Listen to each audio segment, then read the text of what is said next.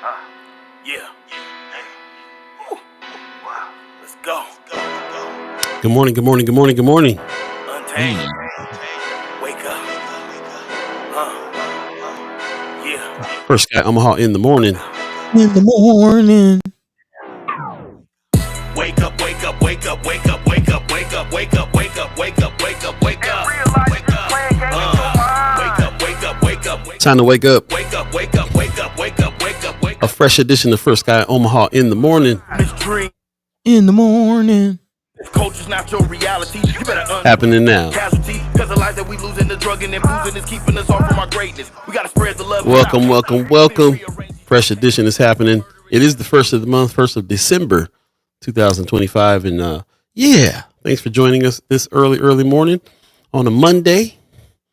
And of course, as always, we want to know how you guys feel on a Monday. So welcome and thanks for getting up early with us this morning. Let us know how you feel. It is looking pretty good here as far as YouTube is concerned. I see Pops giving us a good Monday morning and mad love from Las Vegas. Appreciate you. Hey. Oh, yeah. RG says morning, y'all. Kimmer says good morning. Player 21984 says happy marvelous Monday. Marvelous Monday. Marvelous Monday. That sounds like probably Leah. Yeah. We ain't had our Friday yippee skippy. That's right. Did we? No, we did. We did. I did it. On Monday or Friday? I don't think so. Yeah. Are you sure? Yeah. Kind of vaguely remember doing something like that. Of course, that could have been Friday 5 years ago. As far as he tied, boss. He tied. As far as my time frame is concerned. Wake up. Good morning, Mark Manor. Appreciate you getting up. Hey. Also, Michelle Moreno says good morning. I hate the snow. Man, that's why I came to the South like a bird. Come on, man. For the winter. Ain't no winter. Sean McCarthy says good morning. Hope everyone's weekend was good.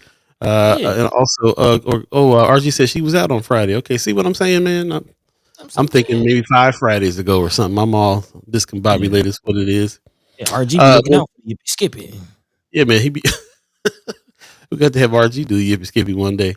Hey. Yeah. That's right. There you go. But yeah, appreciate you guys coming on in on a Monday. Of course, this is Senator Cypher Monday, so wrong graphic. So we'll be looking to speak to Senator Ashlei, Spivey, Senator Terrell, McKinney, put some respect on their names. We definitely got lots to talk about today. I'm feeling like I'm gonna change my viewpoint up here. Okay, you guys hear me? Okay, does this sound pretty good? Yeah. Okay. I honestly, I was kind of wondering. I don't know if my headphones are a little loud, or you coming through a little loud, or let us know how we sounding, how we looking. Let us know out there. Sometimes we don't know. Yeah. And also let us know what happened over the weekend. I know a lot of people stayed in. A lot of folks that I know decided they were staying in for the weekend, didn't want to mess with that snow out there, that icy conditions. But yeah, let us know. You know how it is with we're looking real close right now about snow removal, because this is the first, this is Mary Ewing's first go around with the snow here. So everybody's real like, where the truck's at, where the salt at, What he gonna do? What he gonna do? I've been seeing some pretty diligent snow removal in certain parts of town. Okay. So let us know how that's working for you in your street as well. What's going on with the snow removal?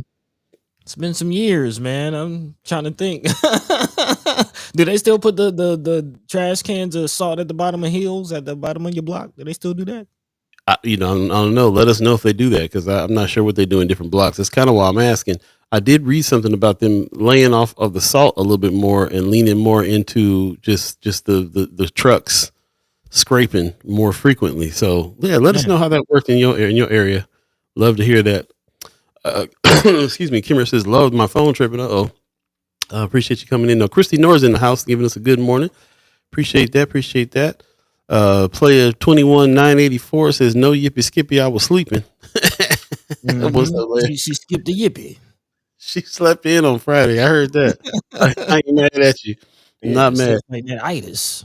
Judy Prinzel gives us a morning. Had terrible drives back from Wisconsin yesterday. Ooh, he was in that. He said, "A great time with woke family." Okay, that's what's up. Okay. Nothing like being on the same page with your family. That's a good feeling. Man. Yeah. Marlon Harrison says, "Good morning, First Guy family, and happy motivational Monday." He says, "I've been taking the session themed spaces to play seriously this season. I appreciate you, man. Really have. I appreciate Go that. hard with the tribal information. Thank you. Yeah, that was something I was very, very impressed with as well. I really appreciate you putting something out on the different Native tribes all month long during Native American Heritage Month, and I especially appreciated your recent post where you showed some of your source material. So that was dope. He says if you want to know where I got my information, he slapped some books down on the table. So shout Hey, out to Marlon Harrison, yeah, man. You know what I'm saying, man on yeah. the We all street, about books. researcher. Library cat. This is what's up. Appreciate that, man. You really added something to Friends of First Sky Omaha for you to be posting that. Really, really appreciate you doing that. Yeah. A big way, in a big way. He says, also, Kimmer says technically he wouldn't be at fault for anything anyway. Anything happening right now is from last year's budget approval. Well, true, but Okay. he's making the calls right now on what to do. And he put out a post. He's like, we're on it. He took responsibility for it right away. Kind of came in and said, hey, listen, we're getting ready to take care of all this. Just want to let you know from our office, we're on it. So, hey, shout out to Mary Ewing. That's what's up. Mark Mander says, got in some snow walking, sledding, and hit amazing pizza machine with the nephew. Saw tons of trucks out. Talking about this weekend. This is the best time to be out and about. Okay. That is a matter of opinion, Brother Manor. Yeah. How was Record Store Day? How was it? I saw your post too. Yeah, I didn't even get out the record store day. That's how in I was. He was out and about. I was in and inside in a big way.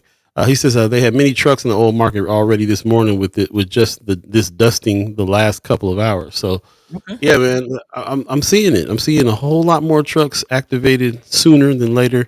In one part of town that I was in, I saw trucks pass by about once every about 3 hours. I was very surprised about how many times.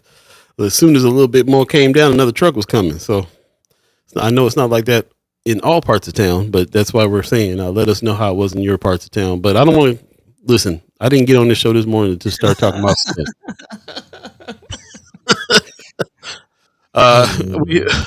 As a matter of fact, what's way more important than that is something that's happened here this past week that the whole city is grieving about. The passing of Thomas Curry is something that has shocked this community, shocked us. This cat was a friend of mine and a friend to all of us. And when I tell you that's been the feed and that's been the subject of every phone call this past 3 days, I'm at a loss for words, man. This is one of those ones that it was totally unexpected. As far as I think most of us are concerned, most of us still don't really know what happened and too polite to be asking. All we know is that the brother passed away and everybody's really hurting.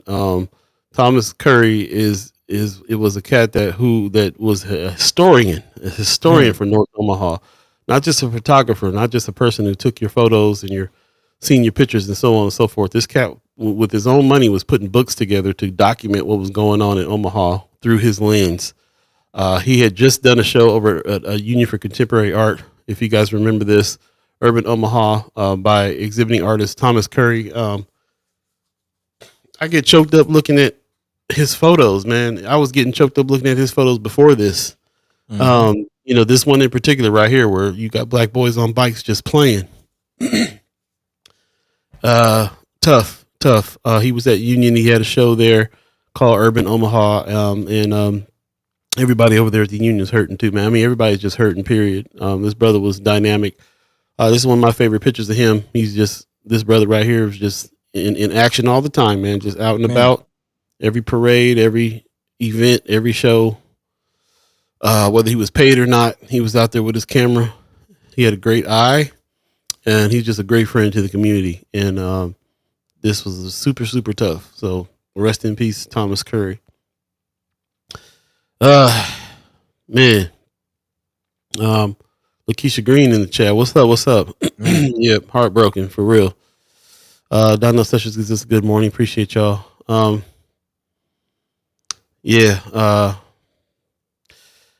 us know. I mean, my feed is just full. You guys already know my feed is full with people that are posting pictures that they took with him and of him and his work as well. And I mean, all walks of life, man. Everybody around town has been affected or has been touched by his artistry, just everything that he's put down. He's also he put a book out as well. I think he had a release of a book that he did around the time he did the show at Union for Contemporary Art. So anyway, we're not done looking into the dealing with this brother's work. I mean, he's thousands and thousands upon thousands of picture books that he made himself. Archive. We were working together. As a matter of fact, we were working on a legacy project for North Omaha.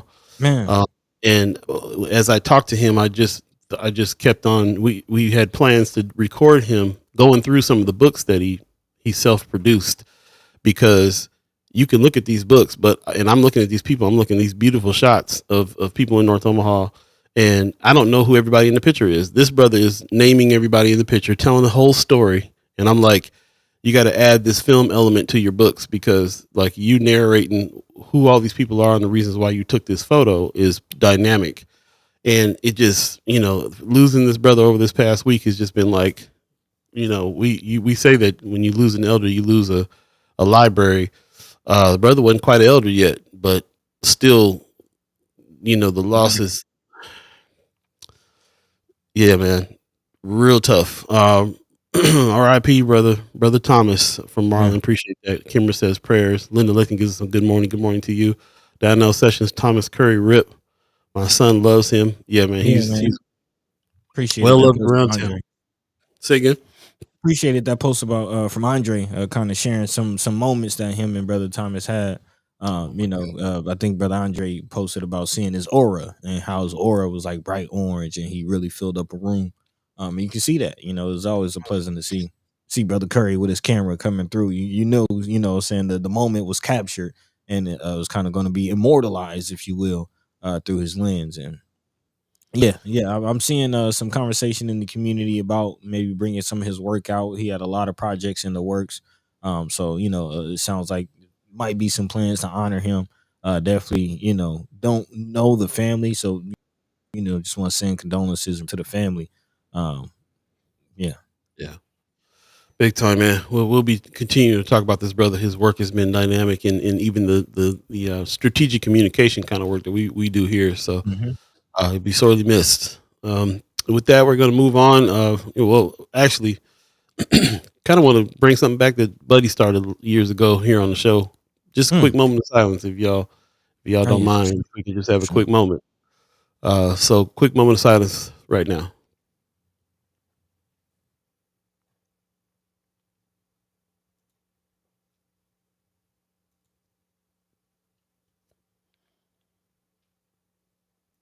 Rest in peace, Thomas Curry.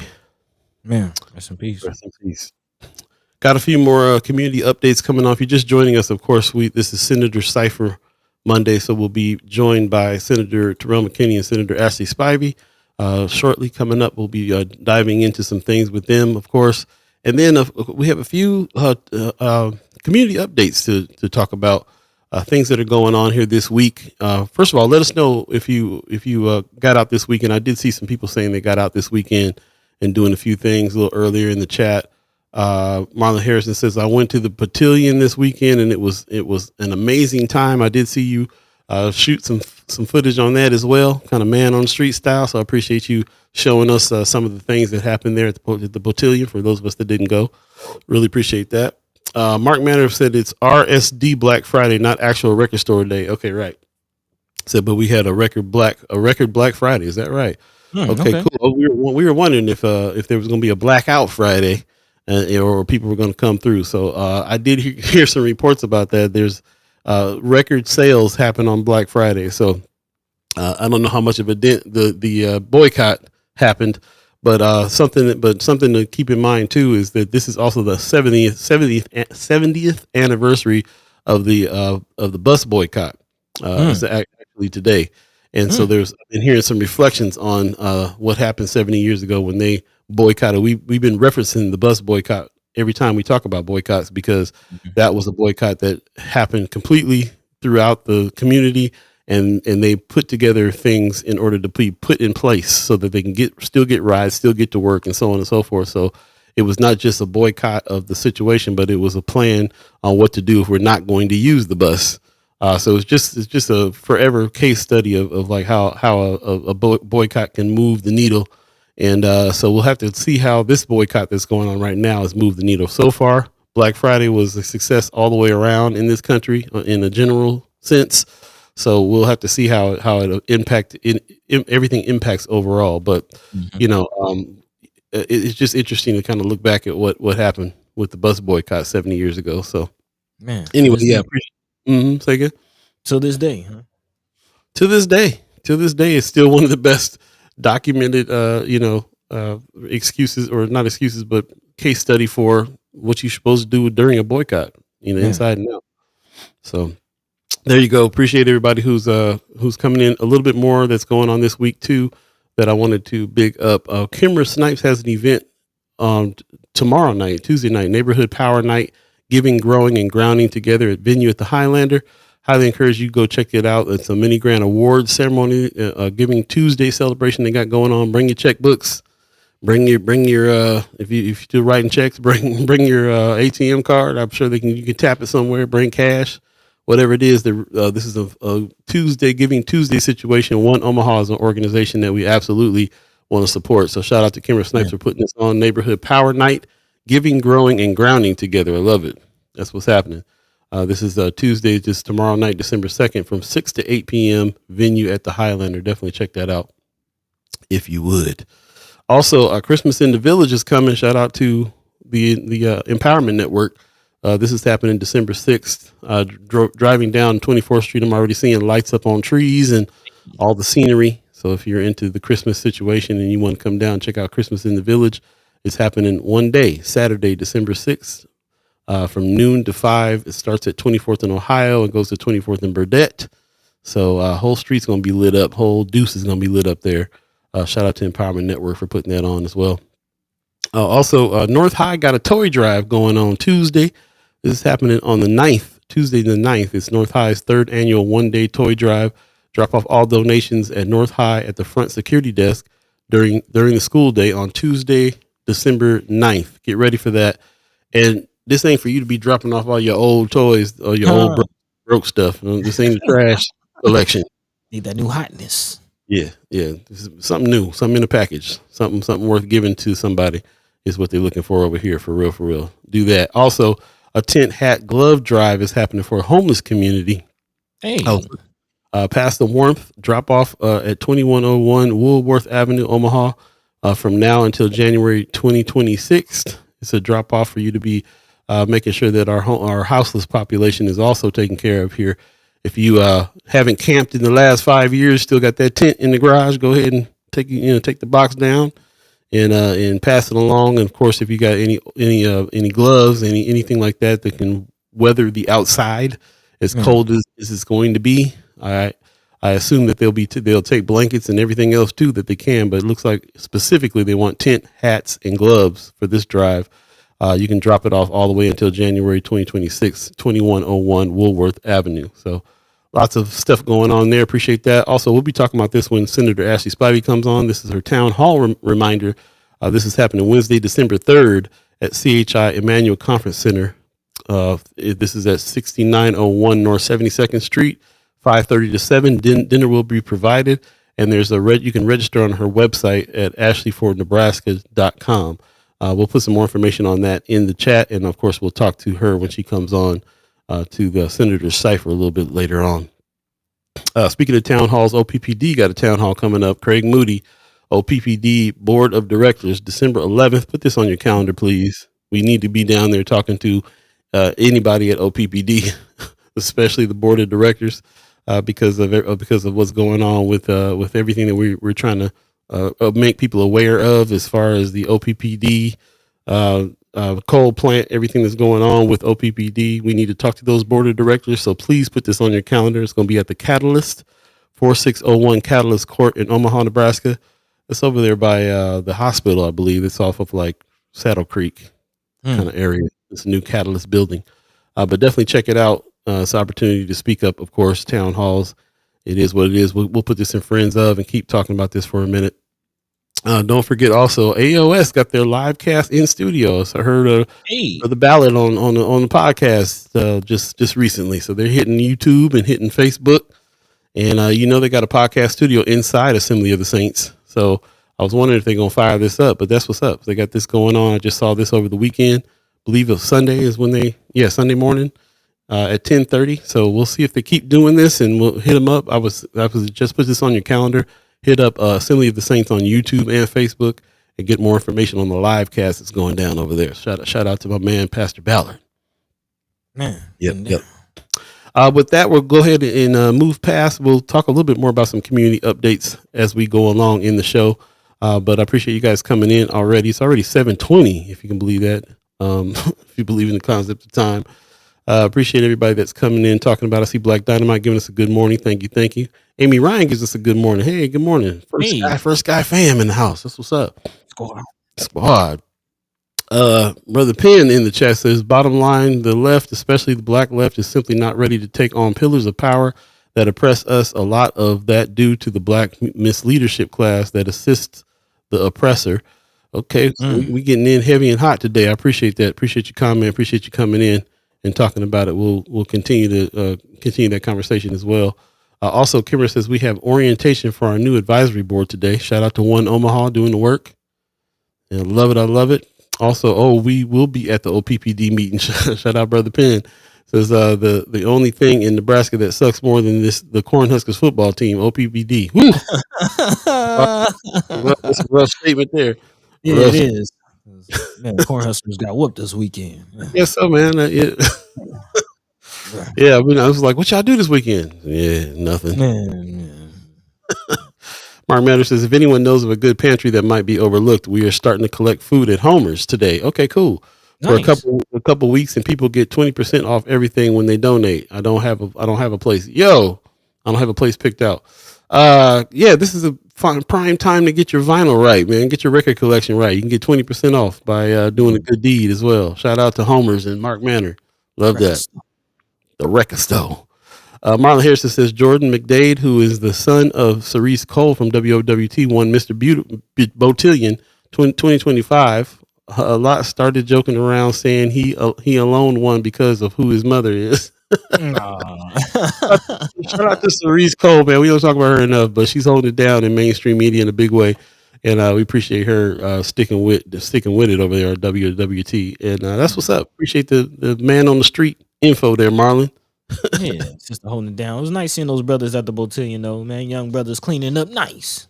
Well, there you go. Okay, a lot of cleaning up these days. I like it. That's what it's about. Quarter zips. As long as we don't get into the identity politics too much, You know, it's cool to clean up, but remember how they're still looking at you. We got a suit on. That part. With that, we'll go ahead and pass it over to Buddy, man. Let's talk about a little bit of what the thread will be today. Of course, in and around our Senator Cypher. What else are we going to be talking about, Buddy? What's first on the agenda? I mean, you kind of burying the lead when it comes to the Senator Cypher, man. Let the people know it's the last Cypher of the year, man. The last Cypher of the season. Are you sure about that? I think the 15th. I think the last show of the season will be the last Senator Cypher. Are we on the 15th? Are we? Yeah. Are we not? Okay.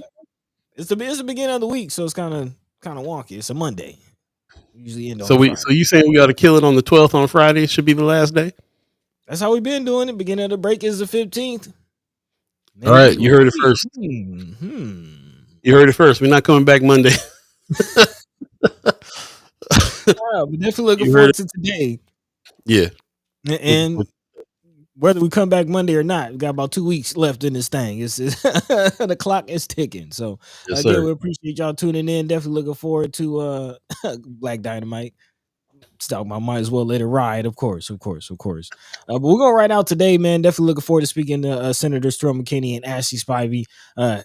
Do have some things to catch up with them about. Man, not quite following the money, but we are setting up for that for next season, and want to talk about what's going on with the money with the Inland Port Authority. Apparently, Senator McKinney calling them out, saying they're holding up to $11 million. So yeah, we'll maybe get some more answers when we speak to the senators later on about what's going on with that money. Also, speaking of money, brain drain. Mm. Get into the brain drain conversation. Spaces is places is a season's theme for today. And there's actually an article, a shout out to Nebraska Examiner doing the work about brain drain. And again, why are people leaving? Follow the money. What's going on with investments? Are we investing in the same or the right places? Again, really kind of continue the conversation. The question I posed to Sister Kimmer on Friday, as far as institutions and organizations, who's working together, what do we need to make this space really the place that we want to be? Man. So definitely talking about that. Also sticking with the money, Goodfellows fundraising surges, resources kind of going along the lines that we're trying to go as far as First Sky Omaha, continuing this conversation, continuing the idea of mutual aid. Again, spaces and places. Where can people go? Where are the spaces and places people can turn to for the things that they need? Especially haven't really talked about it. But of course, the government shutdown is the government is open, but is maybe shutting down again in January 30th, as they're going to have to renegotiate, the budget coming up again, January 30th. What does that mean for SNAP? What does that mean for the top of the year? We'll definitely still be in the thick of the winter at that point. Following the money, looking ahead, what's going on with that? Man, not to mention Obamacare. Man, that part, again, yeah, it's compound. It's compound. But also sticking with the affirmative, starting the show in a direction that we would like to see. Again, spaces and places that are going along. Again, the idea that we have of our community. And Odilale is definitely part of that, doing the good work, moving in the right direction, actually expanding to a new space. Of course, we've been talking about the location in Dundee, but now they got another building. So again, shout out to the whole squad over there at 180 Rap Reentry. Diane Good Collins doing the good work. Always. Yeah, man. Yeah. Also, I'm looking forward to, again, speaking with our senators, catching up, not just with the Port Authority, but what's going on in the legislature ahead of this session coming up. Definitely have to dive into some conversations. Haven't really had a chance to get into this, but there's actually a petition drive going around to protect voters from voter passed laws. We've been mentioning here on the show about legislators trying to undermine certain laws passed by voters, things like that. Again, ahead of this session coming up next year, some things to look out for. How can you protect your voice? So all that and more throughout the next 2 hours. Again, if there's anything that we're not talking about, feel free to jump into the chat. Let your mind be free. Let your voice be heard. Again, season ticking down. A few episodes left. In the meantime, between time, Paul B. Yo. What's the word? Right on, man. 7:27 right now. If you believe in the concept of time, we'll take a quick break, come back and jump into the conversation, and then we'll jump into the Senator Cypher when our guests arrive. You're listening to First Sky Omaha in the morning. In the morning. I'm Paul B. He's buddy to Gawd. Yeah.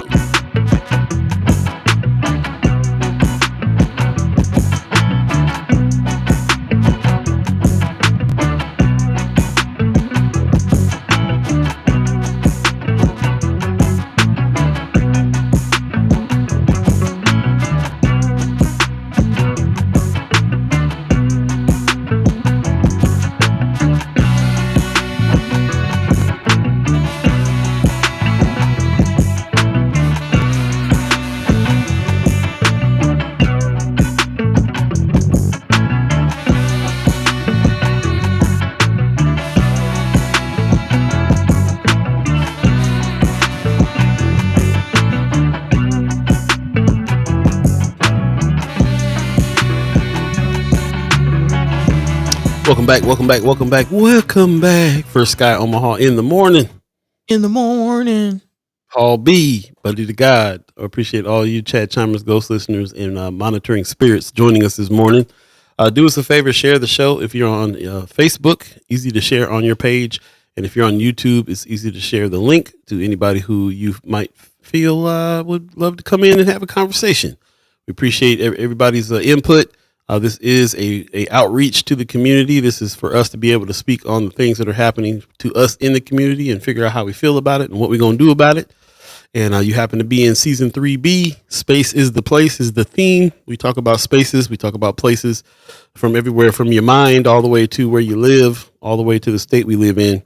And we've been talking about it all season. We only got a few more shows left before the end of the break. And we definitely want to make sure that we revisit if there's any solutions that have come from all the discussion that we've been having about spaces and places as well. If you feel like you've learned anything over the season, or if you feel like you found some solutions or got some help, please be sure to let us know. You can always hit us up at firstskyOmaha@gmail.com. Send us an email or hit us up on all the social medias. We would love to hear from you about that as well. Lots more to talk about. Lots of things that's been built over the course of this season. Lots of new construction, lots of new people diving into some things, but also lots of corporations from other states coming in and buying up North and South Omaha as well. So there's plenty to talk about when it comes to this. Let us know if there's any good that's come from the conversations. We would love to hear from you on that. But in the meantime, between time, I'm going to go ahead and throw it over to Buddy. What's first on the agenda, Buddy? Yeah, well, let's pick it up right there as far as spaces and places, and going away from the corporations to some organizations that are in the community that are actually building the spaces and places, not only that we would like to see, but really we need. Let's kind of talk about it. Again, shout out to Rap 180 Reentry Program and Diane Good Collins and the whole team over there doing the good work, man, and really kind of, I don't want to say killing birds. That's a very barbaric kind of analogy, but man, checking off a lot of boxes with this effort. Again, not only developing spaces, giving restaurants to communities that kind of are in the food desert, but also giving opportunities to those who otherwise might not be getting those opportunities. As the Omaha World Herald reports, again, a new location or a new business is coming to an old location, actually. So shout out to again the Odalali Bakery and Coffee Shop, where formerly incarcerated people will learn, work, and live as they transition back into society. Real recidivism, real rehabilitation, the real work, if you want to call it. Again, the beginning stages of the renovation will take place at the Johnson Sash and Door Company building. If you're familiar, it's at the corner of Military Avenue in Hamilton, right along that infamous Hamilton strip.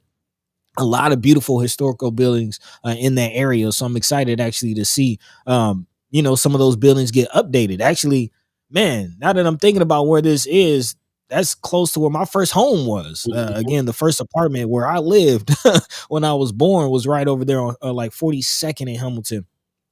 So definitely to kind of see this area again get an update, man, I'm all here for it. And again, not just an update from these multinational corporations coming into the community, but again, this is some people of the community, from the community, doing things for the community. So big shout out again. The whole mission of Odalale again is to give formerly incarcerated individuals an opportunity to work, learn something in the restaurant industry, and also again give themselves a leg up, not just working but getting cell phones, transportation, housing, really helping them get on their feet per se. So again, big shout out to Diane Good and Tim Steinbeck, who's executive director of the restaurant. Again, once the project is completed, they will have a 8-man, men and women will also move into a second story above the restaurant. It's a sober living unit during the 12 to 18 month program that aims to provide holistic reentry assistance along with on-the-job culinary training. So again, as I mentioned, a full wraparound service, not just a job, but resources, housing, you name it, man. I know you close friends with Diane Good, done a lot of work. We've actually, again, you interviewed some of the participants in the program.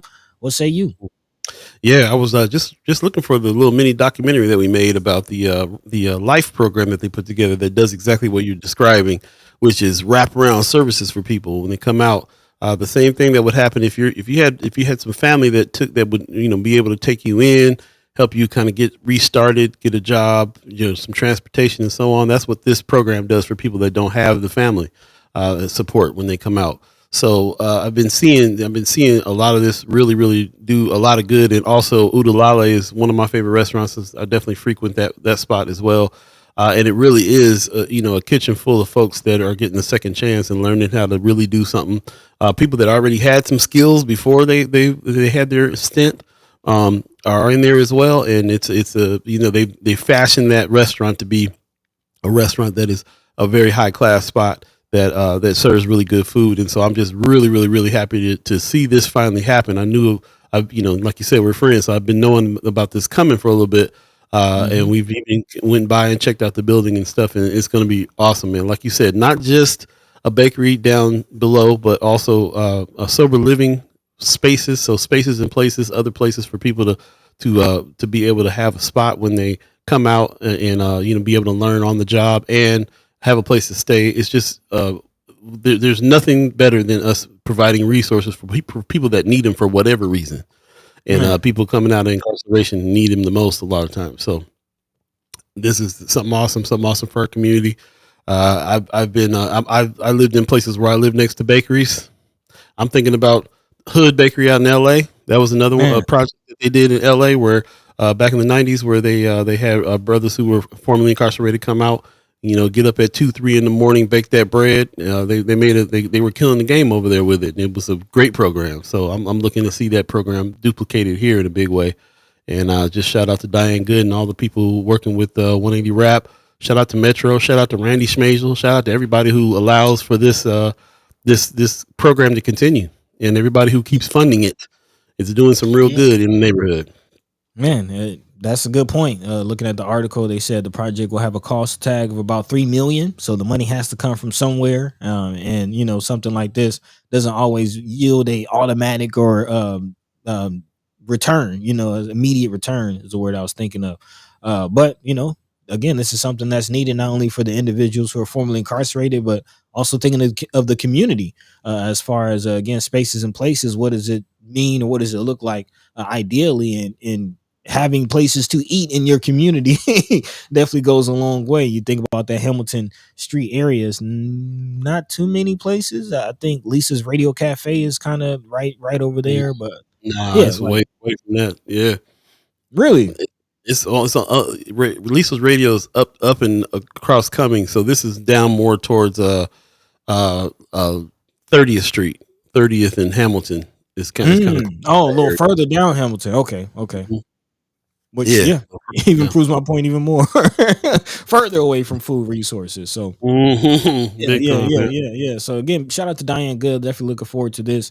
But moving along. Speaking of resources, again, this is something that on our show, on our platform, in our community, we're also moving toward, as far as providing resources, having platforms where people can get a resource that they need. I think that's also as we wrap up this season of Spaces and Places, and try to figure out, what does the ideal space and place look like? What do we want to see in our community, so we can therefore build those things?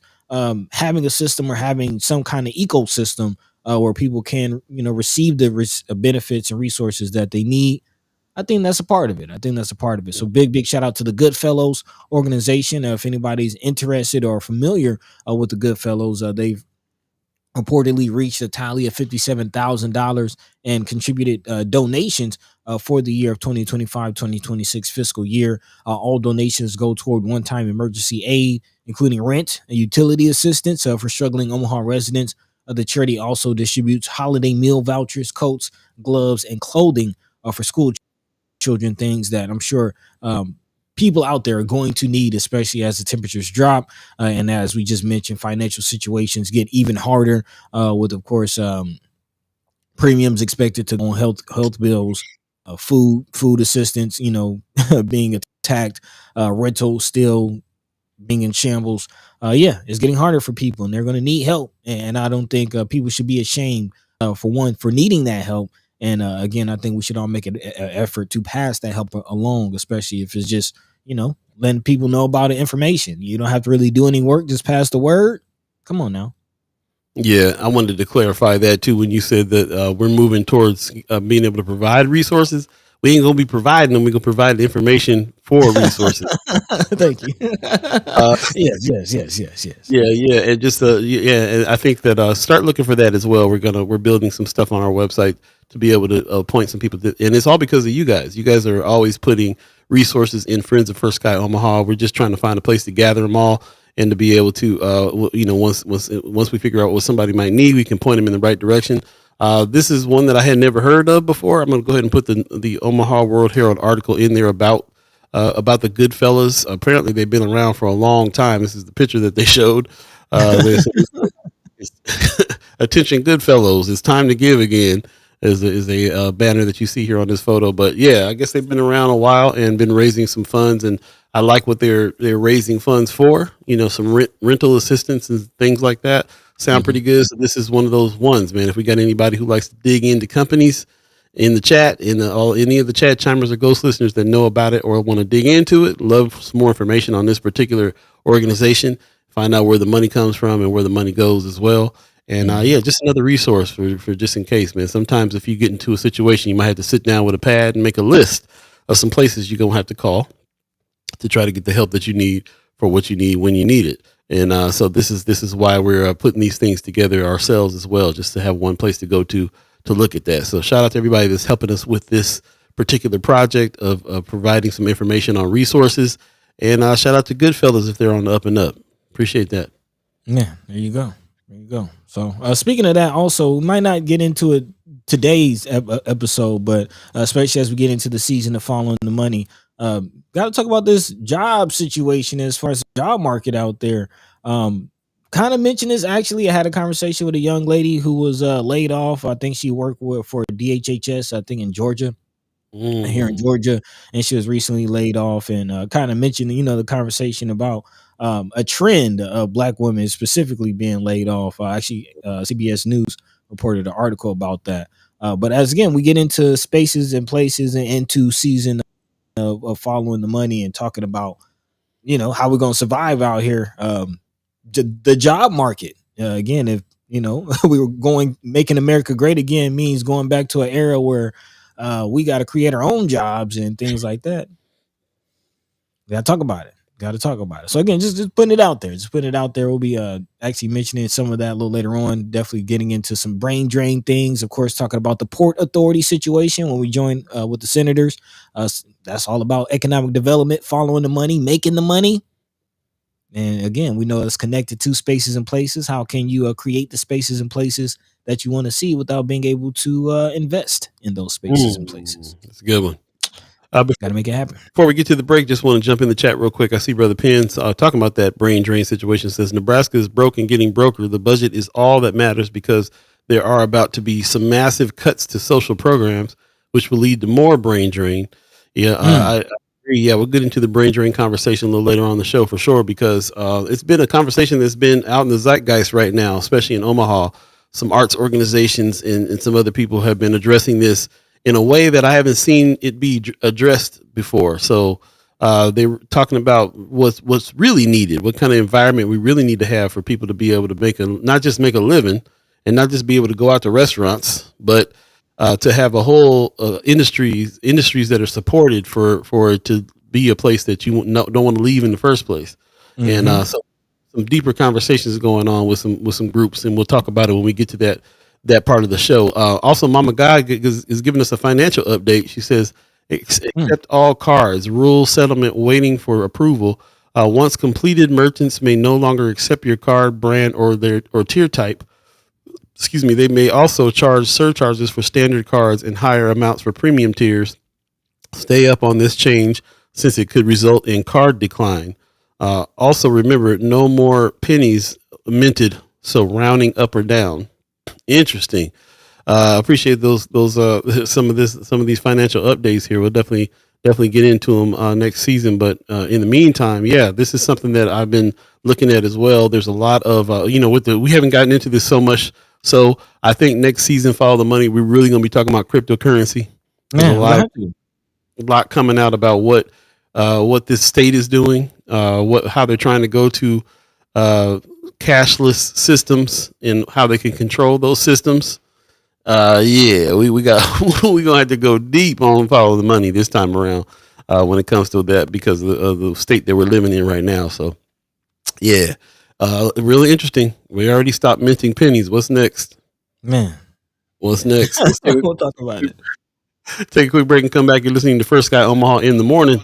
My name is Paul B. He's buddy to Gawd. It is 7:44 if you believe in the concept of time. We're anticipating the special guests, Terrell McKinney, Senator Terrell McKinney, Senator Ashlei Spivey. Put some respect on their names. Senator Cypher coming up. We suffer political oppression, economic exploitation, and social degradation. Today it's time to stop singing and start swinging.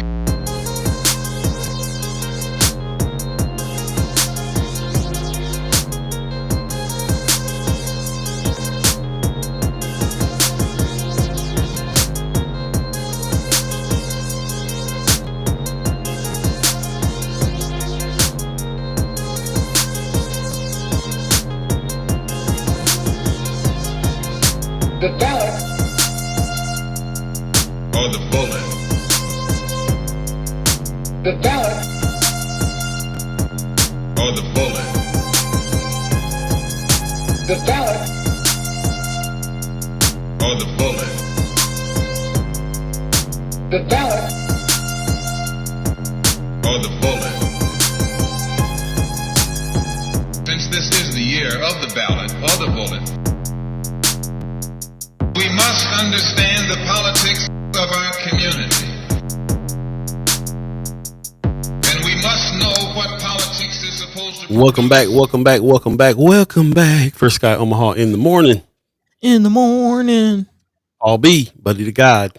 Hey. 7:45 right now. If you believe in the concept of time, hey, what's happening? Time.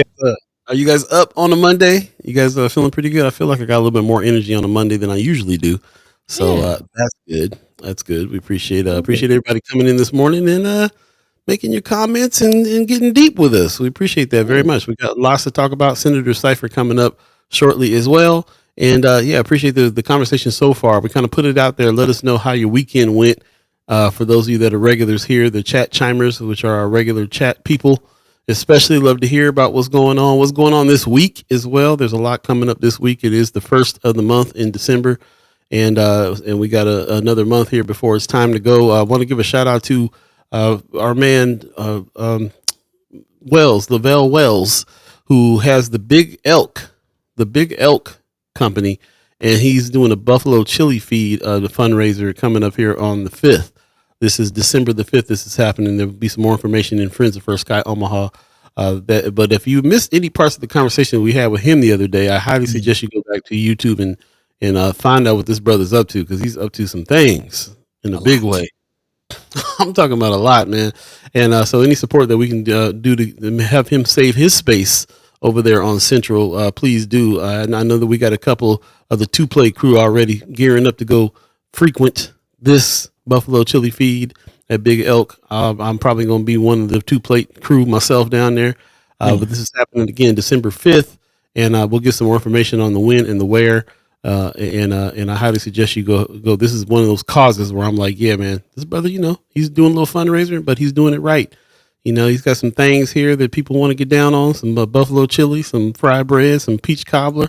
Man, that's sound like a good time, man. I went to a wild game feast for Thanksgiving like a couple years ago. Buffalo chili was on the menu.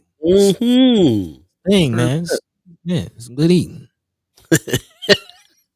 Or you said real space between the plates. All right. Mama God in the chat is talking about what you were saying earlier, man. This is something we definitely gonna have to talk about. She says, reported 600,000 African American women lost jobs during this administration. Been hearing this around, and it's something that we haven't dug into quite yet, but it is the case. Targeted to shrink our middle class voting bloc and political resolve. Man. It really seems like the powers that be don't like black women very much. I wonder why. I wonder when you're running against a black woman for the presidency, I wonder why it is that you have an attitude. There's a lot to this. Of course, I've been hearing this on several news channels. And at first they were trying to act like these were all these DEI hires and so on and so forth. Not the case. It definitely feels like black women in particular are getting targeted and lost their jobs. Meanwhile, other very incompetent people are gaining jobs. And this is me having read a couple articles and hearing a little bit about what's happening there on the other side of things. And I can't really bring any data quite yet on that, but we'll have to dig into it, because this is something that we need to see what's happening. The first thought that I have when I see this is thinking about some of the black women who stepped down or got pushed out of positions locally. And, there was at one point, man, we were planning on a black woman CEO meet and executive director meetup, because there were so many black women running things. And a lot of those people that were on that list aren't in those positions anymore. So we could talk about it locally and nationally. I didn't even think about that. Yeah, man. A lot to talk about on this. Yeah. And, as far as targeting the dollar, definitely a follow the money kind of conversation, but also spaces and places. You know what I mean? What space and place will we find ourselves in if we can't work? And what spaces and places should we turn to begin the work, to begin creating our own ecosystems, because obviously this is what making America great again looks like. And your whole point about Kamala, and I do find that interesting that it was an overwhelming majority of black women that voted against Trump, voting for Kamala, and we all know Trump's retaliatory attitude. Kind of interesting. And it's even more than that, bro. We're hearing reports and statistics that there are more women in power. There are more black women in power. There are more black women educated than other groups. To mediocre white men, they probably sound very threatening. All that's been happening with black women, all the way up to being able to run for president. So yeah, there's you can see visceral attitudes and visceral lash out and lash back at we just heard who was the politician that Charlie Kirk was just acting as if black women weren't intelligent enough to be in these rooms. Like there's a real push. Brother Penn says not just MAGA, white liberal women in nonprofit spaces are some of the most toxic people in the world. Most deaf. There's a lot to that. Also, Mama God says one of my favorite podcasters, Lori Daniels' favorite, calls them WEI, white, entitled, and incompetent. Woo. Yeah. She lays it on them. She lays it on them. But I think it's also not just about the race line. Of course, class is the thing, as Mama God mentioned earlier. Trying to eliminate the middle class, and we haven't really talked about what's going on with the farmers situation, but that is one area where it's not just black women losing out. Again, we haven't really talked about this meat packing plant, 32,000 jobs lost in Lexington, Nebraska. Tyson. Yeah, not 32,000, excuse me, 3,200 jobs lost from this one plant closing.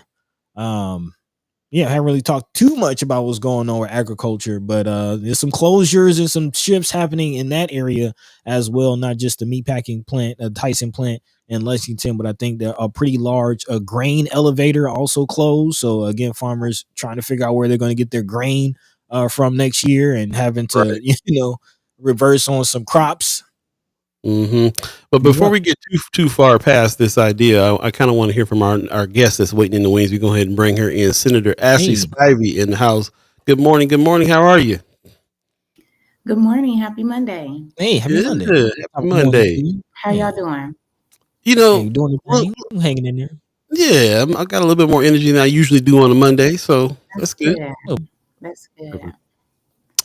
We were just, I don't know if you heard before you came on, we were just kind of talking about this phenomenon of what Mama God was talking about in the chat. Reported 600,000 African American women lost their jobs during this administration, targeted to shrink our middle class, voting bloc, and political resolve. I know we've been hearing reports of this all over the place. And as a black woman who is running things, who is still in a position of power, what do you have to say about, or have you been seeing any of this?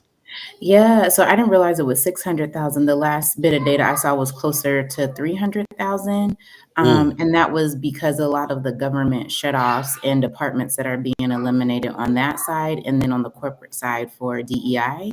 So I think, in general, government contracts, government jobs are the way that you can build middle class and historically have. And then with the change in the administration from executive orders to probably just the toxic nature of the environment, folks are exiting, whether forced or they chose to. And it's black women, because that's how we built, for ourselves, was through these stable jobs, right? They had good benefits, you work for the government, like all of these things, you get a pension. And so that's kind of what I have seen. We, IBBG, are going to do research starting next year on, it's a follow-up to our original report called The Essence of Us, that looked at the state of Black women, femmes, and girls in Nebraska. We're going to do the research again over a year's period, 2026, to release in 2027 with our tenure, to look at the essence of us now, this next chapter, post, George Floyd and Breonna Taylor's murder, where you see an influx of money into Black-led businesses, and then you see that exit. You had a global pandemic. Like, where are we now, and what does that look like from key indicators like jobs, housing, wages, education, with the executive order from the administration around what degrees are eligible for loan forgiveness, and Black women are the most degreed population. We have multiple degrees, I think, because one, we're brilliant and we like learning, but two, we have to in order to validate our expertise. And so I think definitely economically we're impacted. And in Nebraska, we lead the majority of households. So when you talk about the impacts of kids and families and what does that look like, getting a better handle of where we are in the state is going to be really important. Appreciate that. Came in right on time. This is exactly what I was hoping that you would break down for us.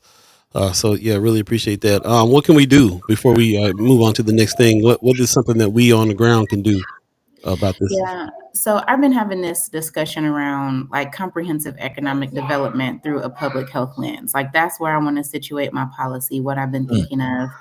And a lot of times folks lead with housing. Like, okay, if we put someone in a house, then, you get equity, you get home ownership that will allow for you to build the middle class or build generational wealth, which I don't disagree that housing does that.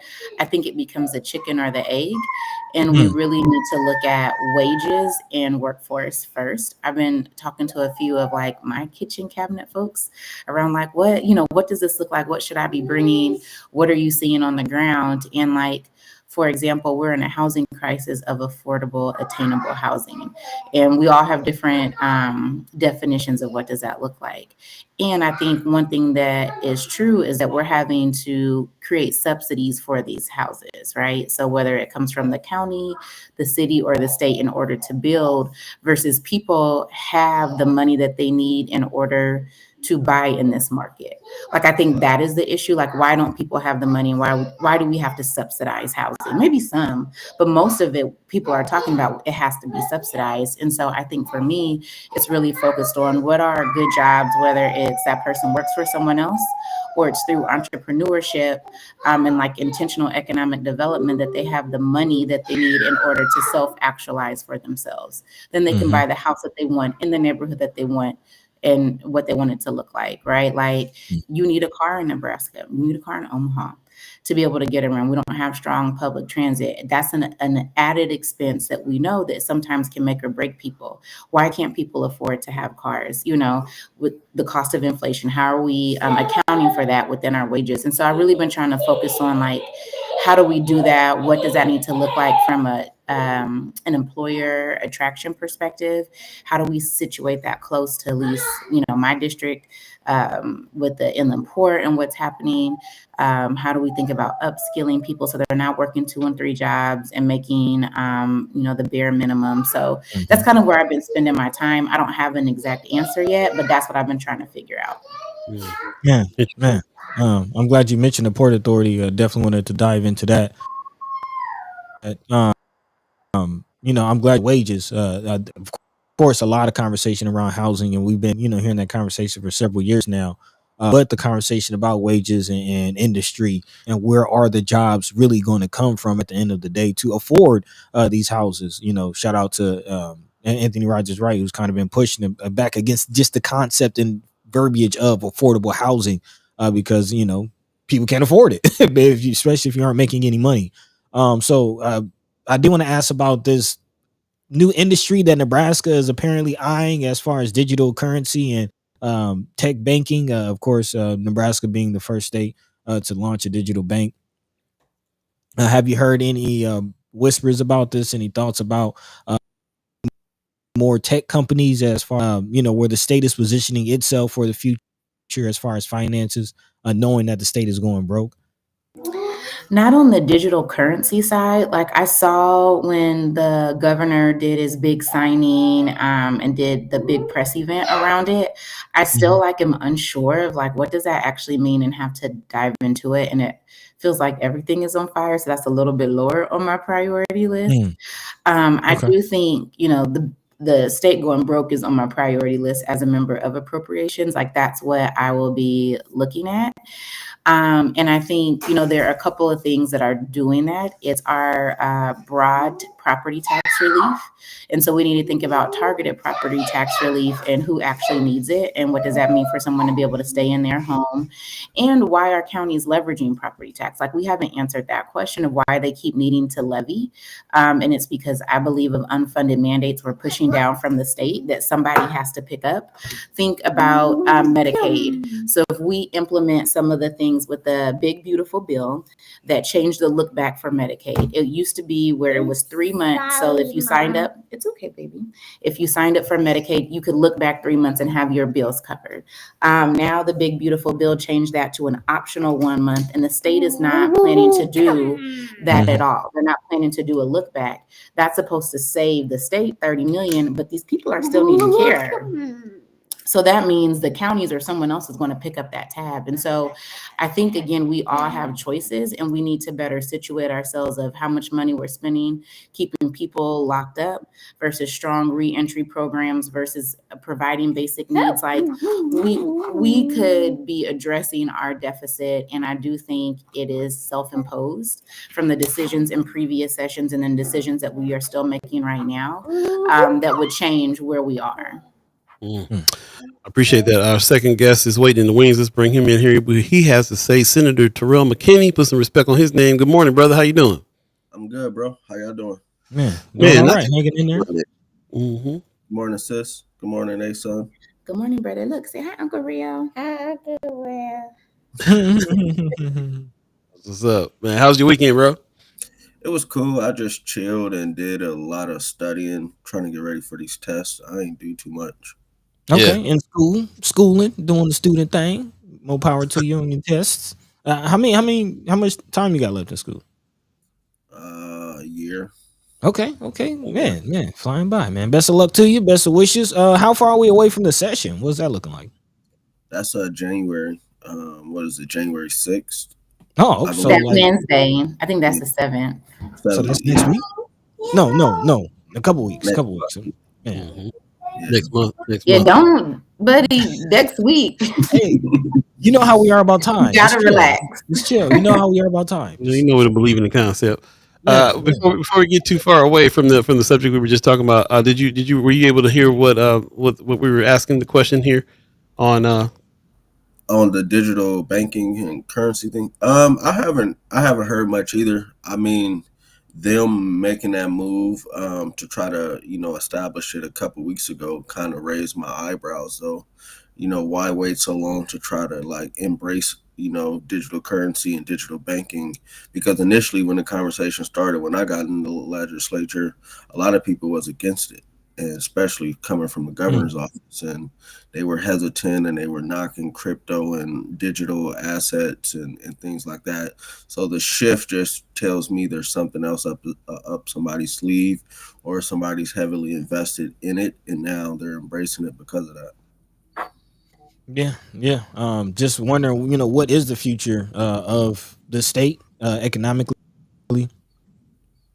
Of course, before we got on the digital currency, kind of Lexington plant closing as well, and just a state of ag in the state, kind of that's on the downslide. I think let's it's get all into self-inflicted though.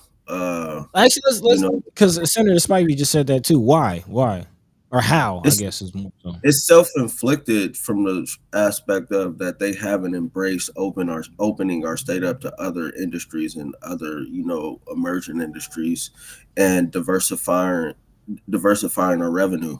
That's the problem. When you build, and this is historical, when you build industries around communities, they could easily just leave and the communities die.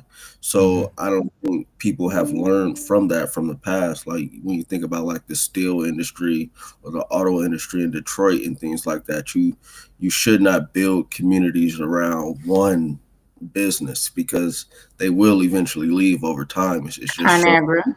Yeah. And also, the ag industry isn't doing the best, but you got people in the legislature and got people in the governor's office who are saying no to all to different industries. They don't want to embrace, legalizing marijuana. they barely want to embrace gambling, and that had to be voted on by the voters on a petition ballot. But they still haven't completely opened up sports betting. It's just so many things that they say no to, and then you cut property taxes, or income taxes, but you don't replace the revenue. So it's no surprise that our state is dying. Well, I'll tell you one way the state is looking at making money, and that's from prisons. Of course, we've been talking about the millions of dollars that's expected to come from this McCook clink, Cornhusker clink. I've been putting out, kind of a filler as far as appealing, saying by Thanksgiving he plans on having it 200 people full.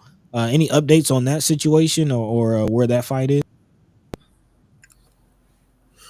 I would say the update. There are people there. There has been at least one senator that tried to enter and was denied, which is a problem because we should, as senators, be allowed into every state facility. It is a state facility still. It is still being ran by the Department of Corrections. So for them to deny a senator is definitely against the state constitution and against our legislative authority. So that'll be something that we'll have to address too. Wow. Man. That kind of threw me for a loop there. Yeah, for sure. Yeah, we were on the subject of definitely, they will build a jail in a hot minute economically. We already know that how that's going to affect us. Brother Penn in the chat is asking, are the senators concerned that massive budget deficit will lead to more toxic agreements, deals with big tech cartels like Google and Meta? I know that's got to be a part of this. Okay, sounds good. That will have to be a part of what we got to think about on that. Senator Spivey, what's your thoughts? I don't know, because our executive branch doesn't have a strong understanding or leadership around economic development. Like, I don't think that there is a strategy and plan. And our Department of Economic Development is not doing a lot of forward planning, visioning, thinking about how do we grow our economy, what are the people that we want to attract. And we don't even have a position on how do we allow for data centers, for example, to be and come into our state in the process. And so I don't think it would necessarily lead to that, because I don't think that they are intentionally seeking them out. Like, everything just honestly feels happenstance. Like, oh, this just worked out. It does not feel like there's rhyme or reason with this administration, at least. And so I think the opportunity is for our body to better say, here is what we know is true and what we need to be doing to grow our economy, to invest in these types of industries, to address the impact of other industries like data centers, like that we can sit more in our power and prioritize policy. So that is what my hope happens this coming session and going into 2027. Before I ask this same question to Senator McKinney, Senator Spivey, what do you see them doing to address this budget deficit? This, what have you seen them make any moves? Yeah, cut. We Right. just want to cut, and that's what we did last year. We swept cash funds, so money that are specifically in funds for a specific purpose. We took that out. They try to rewrite legislation and statutes around that. As I mentioned, kind of that Medicaid cut is one type of tactic. So that is supposed to, like I said, save the state $30 million. That's supposed to add to our budget. We're putting $30 million back. But we didn't account for where that person goes for care. And so the goal and what the agencies have been instructed is to cut. And we cannot cut our way out of this. Like, we're cutting oversight and programming in key areas that the state is responsible for, that I think the government is responsible for, like child welfare, Medicaid, Medicare. For example, they brought in Douglas County, HHS brought all of the kinship placement under foster care underneath their umbrella, where it was always outsourced, because Douglas County is the biggest, I think, because of the complexity. And the rest of the state was under HHS purview. Now that is under HHS. They have hired 100 and some people, and they said even with the hiring and scaling this up, that they're saving millions and millions of dollars. And I worry, like, can we do that well? Like we don't do child welfare well. We're not taking care of these kids. And so I just have concerns around what the state is managing and where we're cutting to find efficiencies. Are they really efficiencies, and who is impacted by those cuts? And so I will get what is called to my committee deficit request, where these agencies will come in and ask for more money or show where they're cutting. And that's what my committee will start to work on. We'll go through the budget line by line again. And then again, we have to balance the budget. That's our one constitutional obligation. And so I think it's going to be a hard session again, and it's a short session. So I think that makes it even more difficult because you have less time to be intentional. And for me, as I talked to like Senator McKinney, like getting ahead of a short session, I've never been through one, how people try to rush and get these through and what does that look like? And so I'm really trying to prepare myself for that. Senator McKinney, what are you preparing for in this instance? Preparing for, I mean, I've been trying to just get my bill drafts back. That's been a, slow process. But for me, it's just trying to find ways within the chaos to still get things done and be effective, try to introduce things that I think could serve the better good of our community as much as possible. Although we're in a budget deficit, it's still ways around it, and you still could get things passed. We just got to, figure it out. So that's what I'm really worried about. I have, some ideas around,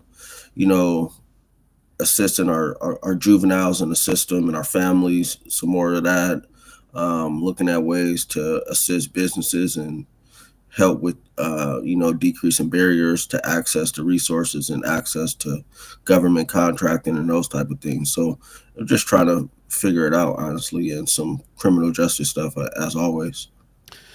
Two questions. You talk about cuts. We were just talking about what they are doing right now is cutting stuff. Is there anything that they're cutting that is really on your nerves? Number one, and number two, what do we do about creating a plan? Senator Spivey just said that she really doesn't see any comprehensive plan. People putting anything together as far as this is concerned. It seems all very haphazard. You guys made any suggestions on plans yet, or what are you thinking? I mean, the cuts are coming from all over the place. I don't think there's no real strategic plan. They're just trying to find ways to make up for the deficit. That's why they, in part, agreed to the McCook facility, because they would be getting that money from the feds. It's also why they're trying to hold up progress with the Inland Port Authority. It's also why they're, so horrible with, the economic recovery, the INSORG stuff. They're trying to hold up dollars, and it's not just North Omaha related. I've had conversations with people that there's a lot of programs whose monies are being stalled and most likely are going to try to get slashed all across the state because the governor, has no other plan. Go ahead. I'm just saying, it seems from my perspective, it seems like the plan is, to follow the Trump administration. It seems like a lot of the moves and, ideas and things are taken out of the playbook. The grand old party agenda seems like is really the only thing that seems to make sense as far as the moves that are being made in the state. I think he was doing anything to get his endorsement, that part. Doubling down on his policies because he's scared of Charles Herbster, and Herbster and Trump are kind of cool. So I think he was trying to do whatever, and he has been doing whatever he can to just make sure they get close. I'm still here. There you go. All right, I'm back. I don't know what happened. It went dark. I think your computer was asleep. But Senator Spivey. Yeah, Senator Spivey, my thing is this plan. I want to get back to this plan idea because, like you said, it's concerning. It's the first time hearing that there really is not a plan, and it's real all haphazard. And I know you, as a person who is like us with this, like, well, what are we going to do about it?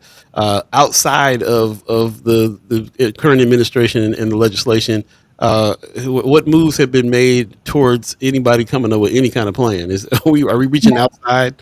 Yep. Yeah, absolutely. So inside of the body, I'm working with a couple senators across the aisle that are in greater Nebraska that also share my concern about economic development and that want to see economic development happen in a very intentional way. So I'm hoping that we can have some kind of policy and an ad hoc special committee that's put in place after the 2026 session that would allow us as senators to pull from revenue, urban affairs, education, business and labor, and say, like, here's what we are dreaming and what we vision.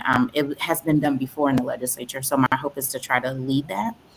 And then outside of the legislature, I've been working with elected officials that specifically have a responsibility in geography to North Omaha to create an elected official North Omaha-led plan around economic development. I think that is important because we all run on these things. We all talk about making our community better. And we are the ones that are close to the budget and pass the policies. And so if we do not lead in that, and if our voters don't hold us accountable, it'll never happen. And so that is my hope, is that we can continue to announce something publicly. We've been meeting around what this can look like. And so those are at least two things I'm trying to help champion to ensure that there's some intentionality for the communities that I represent. And that, again, of course, touch Senator McKinney's district and his neighborhoods that he represents, so that we can think about how do we self-determine for ourselves. Yeah. So that. But in your last 5 minutes or so, I know you have to get going here, Senator Spivey. But from an appropriations committee perspective, can you kind of speak to the Inland Port Authority? Because to my understanding, that was the idea or the concept behind creating Inland Port Authority, was to spur some kind of economic development outside of, waiting on the DED and waiting on the Pillen administration. What's going on with this $11 or so million being held?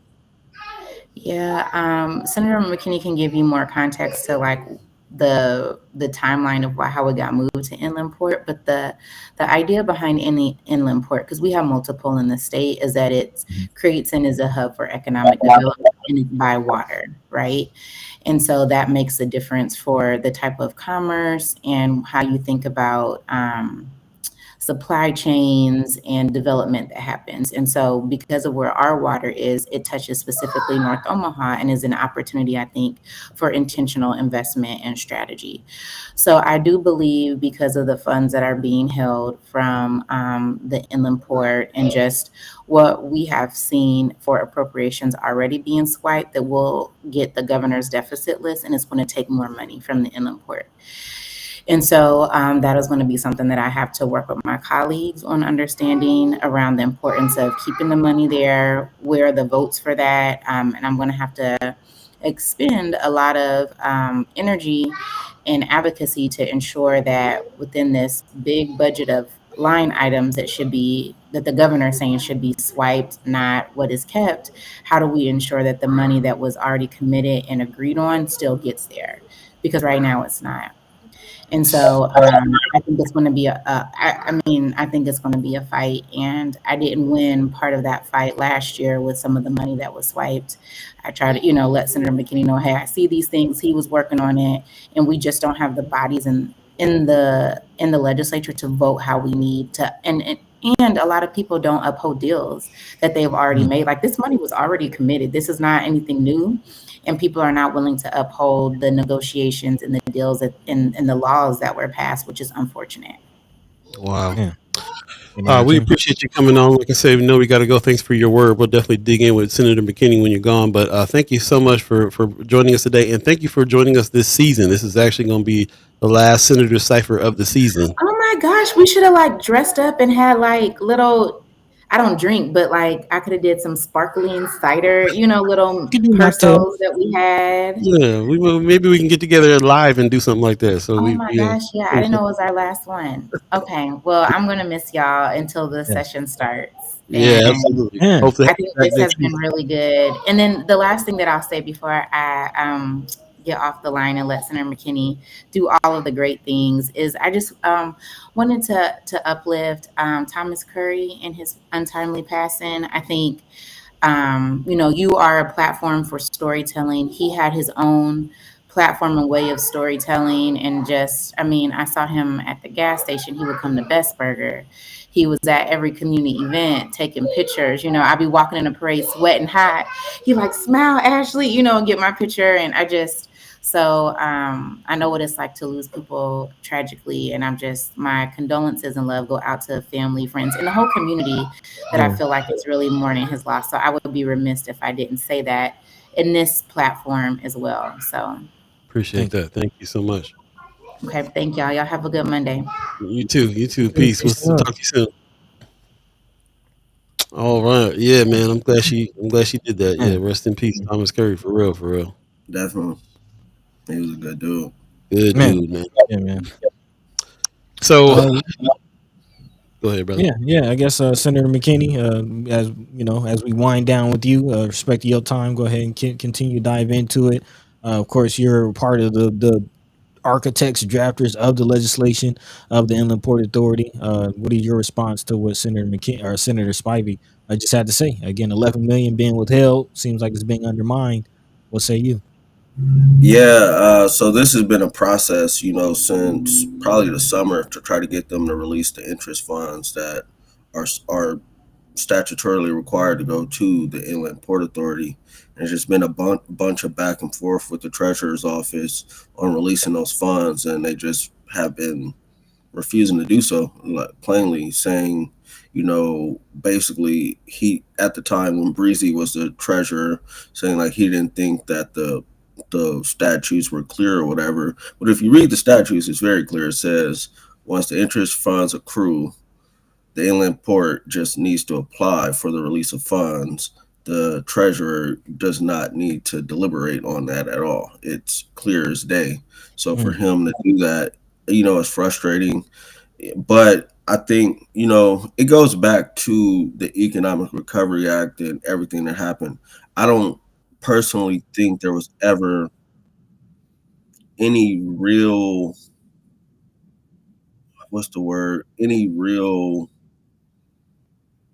trying to think of the word, any real intention to ever see North Omaha ever recover economically. Just to be plain, you know, the city had never had a plan, the chamber had never had a plan, and the state never had a plan. We were able to get those resources mainly because they were worried about water projects in western Nebraska and some other things that kind of, in a way, led them to agree to give us the resources. I think once the dust settled and they realized how much was actually allocated and appropriated towards North Omaha, since then there's been an intentional effort to try to cut back on what was given and what was committed. And we saw that in the legislature this session with having senators like Anderson stand up and saying the money was wasted and this and that, which is far from the truth. So my personal opinion is that the deeper thing is that people in this state never want to see our community prosper, and that goes back to white supremacy, and a whole bunch of things. And it's not just, and I'm gonna be frank about it, it's not just Republicans, it's Democrats too, independents too. It's a full spectrum of people who I don't believe want to see North Omaha be successful, if I'm just keeping it real. So because, and I say this because it's people in places and people in positions of influence across the board who could help assist and help if they actually cared and were really allies to make things go better and more smooth. And they're just not doing it. I remember us having this conversation a few months back, and well, probably about a year ago now. And the message then was that the people are just super greedy, and they see some money out there, they want that money for their projects, and there's this greed situation. To me, this is like a step further of it not just being they want the money, but they don't even want. But if they can't get the money, they don't want us to prosper either, or Northside to prosper either. And you're talking about some people that have been standing up, getting in the way. Exactly. It's that with the governor's office. So then another example, right? We got the money allocated to do the sports facility down in Carter Lake. But remember, there was baseball fields and football fields already down there. Because we got that money allocated, some, I don't know who the names exactly, but people from different foundations thought like, well, we can't get outdid, so we're gonna now invest in these football fields and baseball fields down here to try to one up what was done for the sports facility. So it's just things like that that you just see and that get overlooked. Like, why did it take us as senators getting legislation passed to invest in a sports facility for y'all to invest in those football fields and baseball fields? Been sitting there for years. My point. Right. Man, Right. And they want to just, it's just so much, man. Like, well, Yeah. let's I am kind of go ahead. just looking at the chat and looking at this article from the Nebraska Examiner about this situation. I am kind of curious about the support from the city. Wanda Lewis in the chat says the city also made a promise to contribute some millions to get it shovel ready. At what point will this happen? And I know Mayor Ewing just signed on a letter sent to Beeee about the fund. So what type of support are you getting from the city? I mean, the city signed on to the letter to support the release of funds, but there was never any commitment from Stothers administration to give millions. There was more so a commitment to, if there's city property available, making it available for the port potentially. But as far as dollars from the city, that was never a commitment. The city never committed to put up any type of dollars. It's all state funds. Yeah, they had agreed in a way to say like if there was like some sewer stuff that need to be fixed or things like that, but it was never like anything set in stone necessarily. Like it was kind of words in a way, because it still would need to be agreed upon and voted on by the city council, and none of that has been on the agenda. So. There you go. Right. Well, Yeah, I just I'm thinking. First of all, right now it's 8:26. If you believe in the concept of time, if you're just joining us, we're on the last Senator Cypher of the season with Senator Terrell McKinney, and we've been talking all week long about this situation with the Port Authority. The money, the $11 million is being held back. I want to dive into that specifically, But it's deeper than $11 million, and Okay. this is why. So this past session, they took away a year. So initially in the bill, there was 3 years of interest funds that was supposed to go to the port. This past session, they took away a year. It could be a total of $30 million or more, depending on how markets are or whatever. So this is just 24, but there's a whole nother cycle of money from interest funds that are also potentially, at risk. So it's more than $11 million. So if we let them get away with this, taking this $11 million, that means they're going to probably take the other, which means we're out of probably close to a extra $20 to $30 million that would help develop North Omaha. Wow. So just for us to catch up, and like I said, I wanted to reiterate that for people that are just joining us or just needed a little catch up on the situation. You guys in legislation passed a bill that allowed for some money to come for this specific purpose of the Inland Port Authority, which is an area that can spur some economic development. There's some places in there for living situations, for some housing, and that will really revitalize what's going on in North Omaha that's attached to the water, and that has been passed, and that money has been allocated to the Department of Economic Development to be passed down to the people who are going to be doing the development. And it's the treasurer's office. Okay. Thank you. Funds are coming from, not DED. Got it. Okay, got it. That was something I need that And clarification. we intentionally took it away from DED because of all the issues with DED. Right. So we're familiar with the issues with the DED over time, and you guys, and this is how we circumvented that, is to have the Treasury Department take care of it. But now they're doing the same thing; they're holding things up. Yeah, and at the time when we did it, there was a there was somebody else in the seat of treasurer that isn't there anymore. That I think was more, I mean, apt to just release the funds. I'll say that. I like I his mean, politics, but it was somebody better in the seat at the time when all the because you got to think this is 2 governor administrations. We're on mhm. our 3rd treasurer administration since, so a lot of things have shifted and changed, and different people are in position, so that's part of the problem. Man, I mean, I personally, I feel like there's some intention behind that, but you can correct me if I'm wrong. But then a similar situation happened at the head of DED before Casey Billets was Yeah, that implemented. too. We're on our 3rd person leading DED since all this has happened. So it's been a lot of changeover and Yeah, it's transition. just So quite ironic that all these changes with the people right. directly responsible for releasing the funds when we get the funds for North Omaha. But that's just me. It's just me. Mhm. Yeah. Okay, so I think we got a clear picture of what's happening. Also, you got me thinking about strategically. My mind does. I'm not a financial dude, unfortunately, so my mind was not wrapped Mm. around the fact that you may get those funds allocated. They go into a bank. Interest accrues over the time that it takes to get the situation together, so that now you can add that into the final as well. That money sits there accruing interest over the course of a couple of years, and over the course of a couple of years, we have all these changes in leadership that's now making it tough. So there's a balancing, juggling act going on there when it comes to that.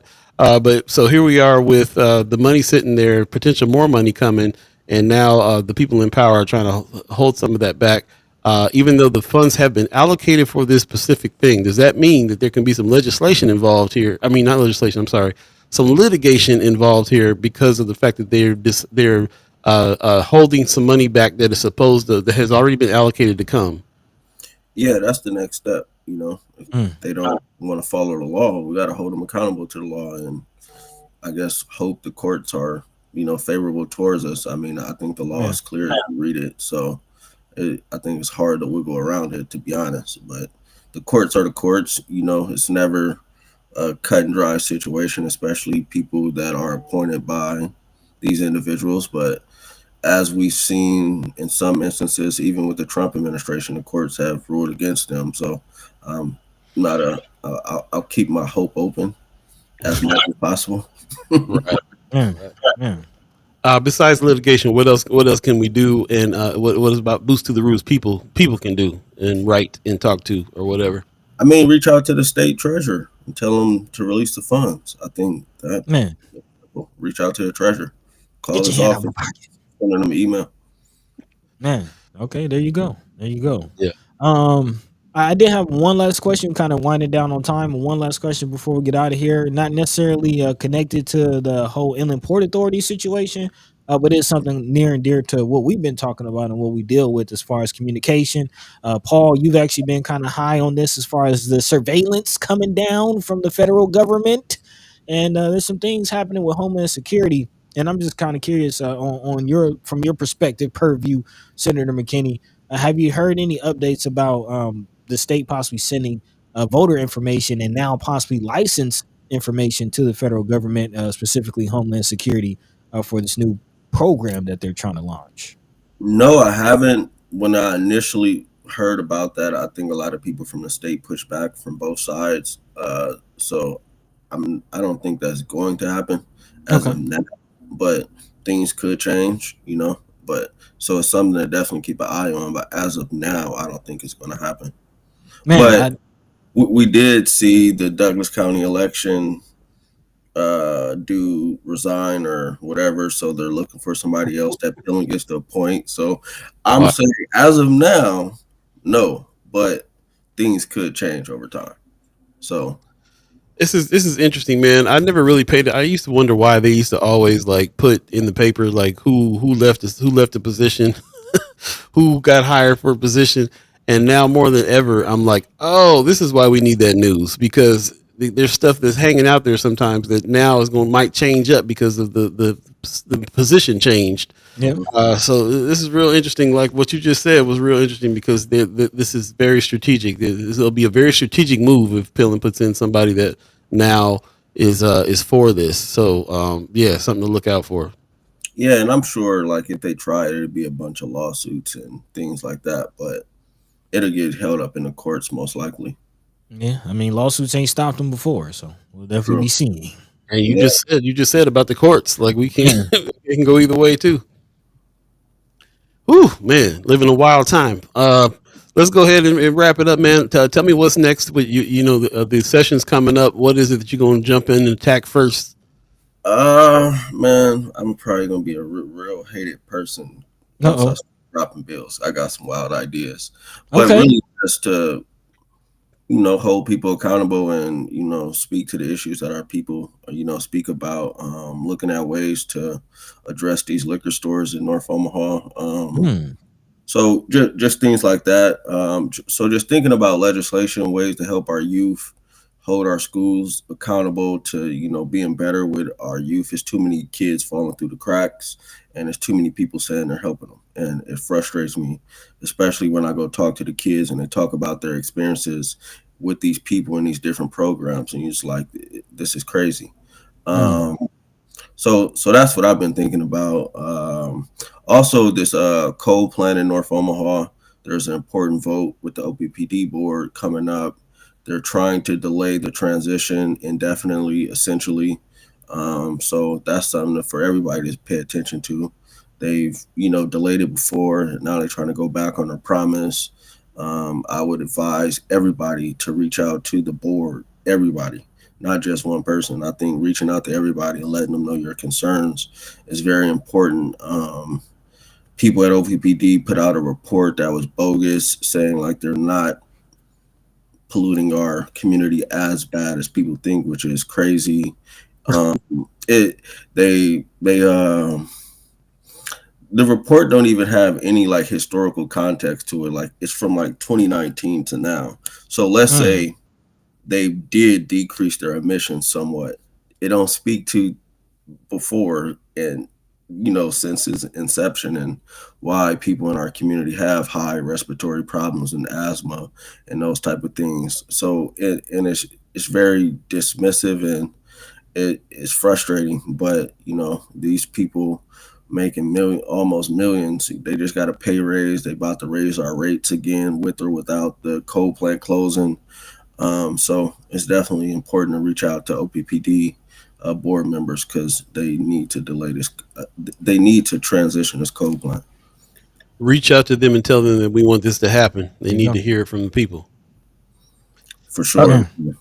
I know this is going to be too big of a question to get into right now with the time frame that we have, but I need to understand better if this is a public organization. How is it that we can have more say on on salaries, on who's there, on what moves they make? I would say, it's an elected board, letting them know that they are elected and they're supposed to represent the community. They're not supposed to be the staff of the staff, like, which is crazy. It's too many of them that are more, concerned about what the staff think at OPPD than what the community thinks, and that's the problem. Hmm. Hmm. Is And that's a lot of boards in Omaha, and it really frustrates me because we got a lot of boards with power that don't exercise it, and they lean on administration and staff to tell them what to do. And that's one thing I hate about a lot of boards in Omaha, that administrations and staff are control how public officials operate, and it makes no sense to me. Mm, okay. I hope that leaves us with some things that we, I needed that more information there to think about that. Now we're looking at the elections of the people on the board that needs to be looked at really closely. Find out when that's coming up. Who's in it now that needs to go. Who is qualified in our community to replace that. Some strategy there when it comes to that. So I appreciate you giving me those words there. And as far as voting is concerned, too, we're actually going to be interviewed tomorrow by another senator, and one of the topics of conversation that we're going to have is about our voter turnout in our community. Maybe could I get a word from you on that before you get out of here on what you think the issue is with our turnouts, and whether or not we are making an impact or a difference with the voting that does happen in our community? I think turnout, is complex. I mean, on one hand, it's a community that's been lied to historically. We've had politician after politician come through and make all these promises and haven't lived up to them. So people are like, why would I trust you? I don't trust politicians. So you got to get over that barrier. I think there's a lack of intentionality investing in voter education and civic education in our community to make people understand what's going on. That's another thing. And I just, think that we got to be trying to register people and educate people year round, every year, not just in election years. It should be stuff going on right now to register people, educate people about, these offices from legislature to city council to county commissioner, even, in our schools, bro. Like, I'm probably going to bring a bill to, I'm most likely bringing it to allow for like 16-year-olds to vote. And the purpose behind that is because I don't think our kids understand the importance of voting, and our schools ain't teaching it like they should. And our communities aren't engaged in civics in the process. And to me, it's all intentional, to be real with you. But it goes back to how many times are you going to be lied to? So what's going to make somebody, because the way I think about it, like people always say the hood has been a hood under every president, and we had a black president. We had Democratic presidents. We had Republican presidents. The hood is still the hood. We've had different people in all these offices over the years, but North Omaha has continued to get worse. So that's why people are hesitant to vote. That's part. It's not the full thing, but it's a lot of it. Part of it, yeah.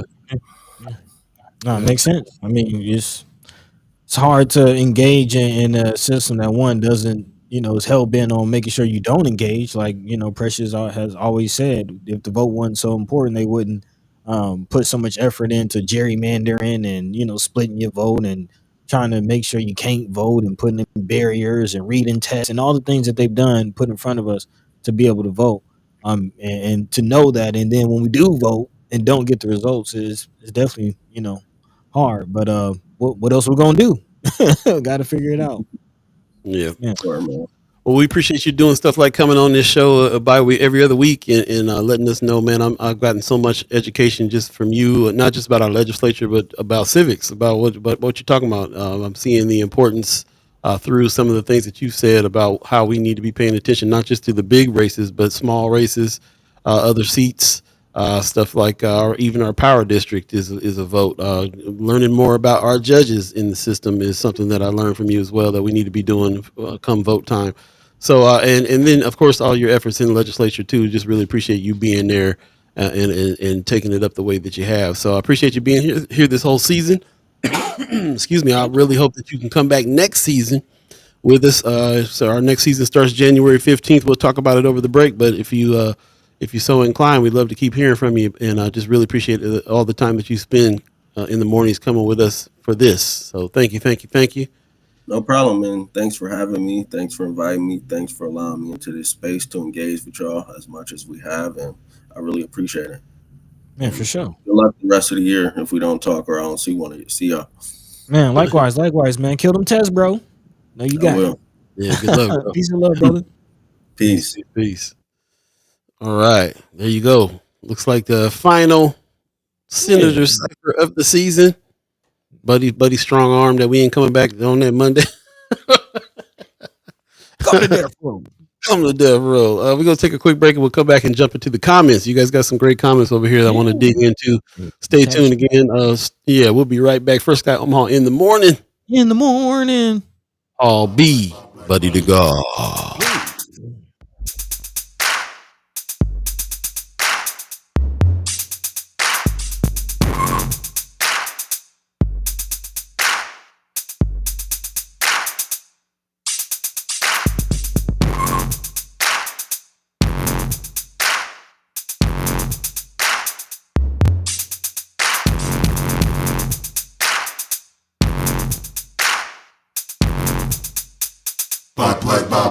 Black. One move, we move.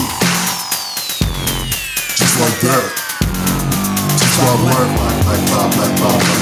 One move, we move. Just like that.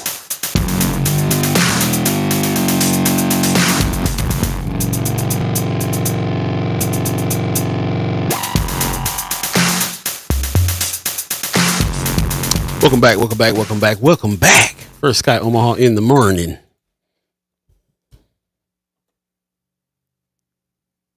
In the morning. I lost my mouse. I don't know what my pointer thing was gone. I don't know where it was.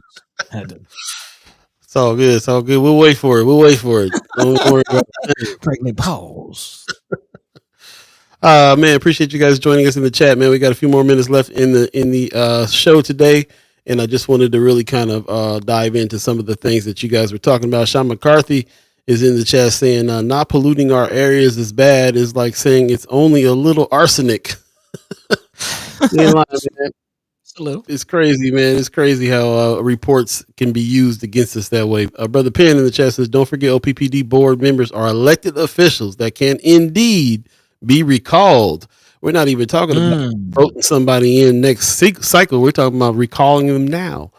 So that is something to definitely consider as well. Also, he says we need legislation to make it truly public. In no other state is it this easy to institute rate hikes at will. OPPD is more corporate than most investor-owned utilities. Bro, and when I seen them salaries, I was tripping. Almost $1 million for the heads. Wanda Lewis says, why not go ahead and move forward by getting the Corps of Engineers involved with a study? Yeah, we definitely need another study. Starting with the sewer system and floodplain issues. As long as the project remains delayed, they will continue to divert. Take an example from the streetcar project. Once you get started, it's too late to turn back. For sure. And I've been talking about these floodplains for a while. Yes, sir. You absolutely have. Also, Brother Penn says, and don't get me started on OPPD's assessment of environmental justice. All the analysis is being done by white people who know nothing about environmental justice. Interesting. Okay.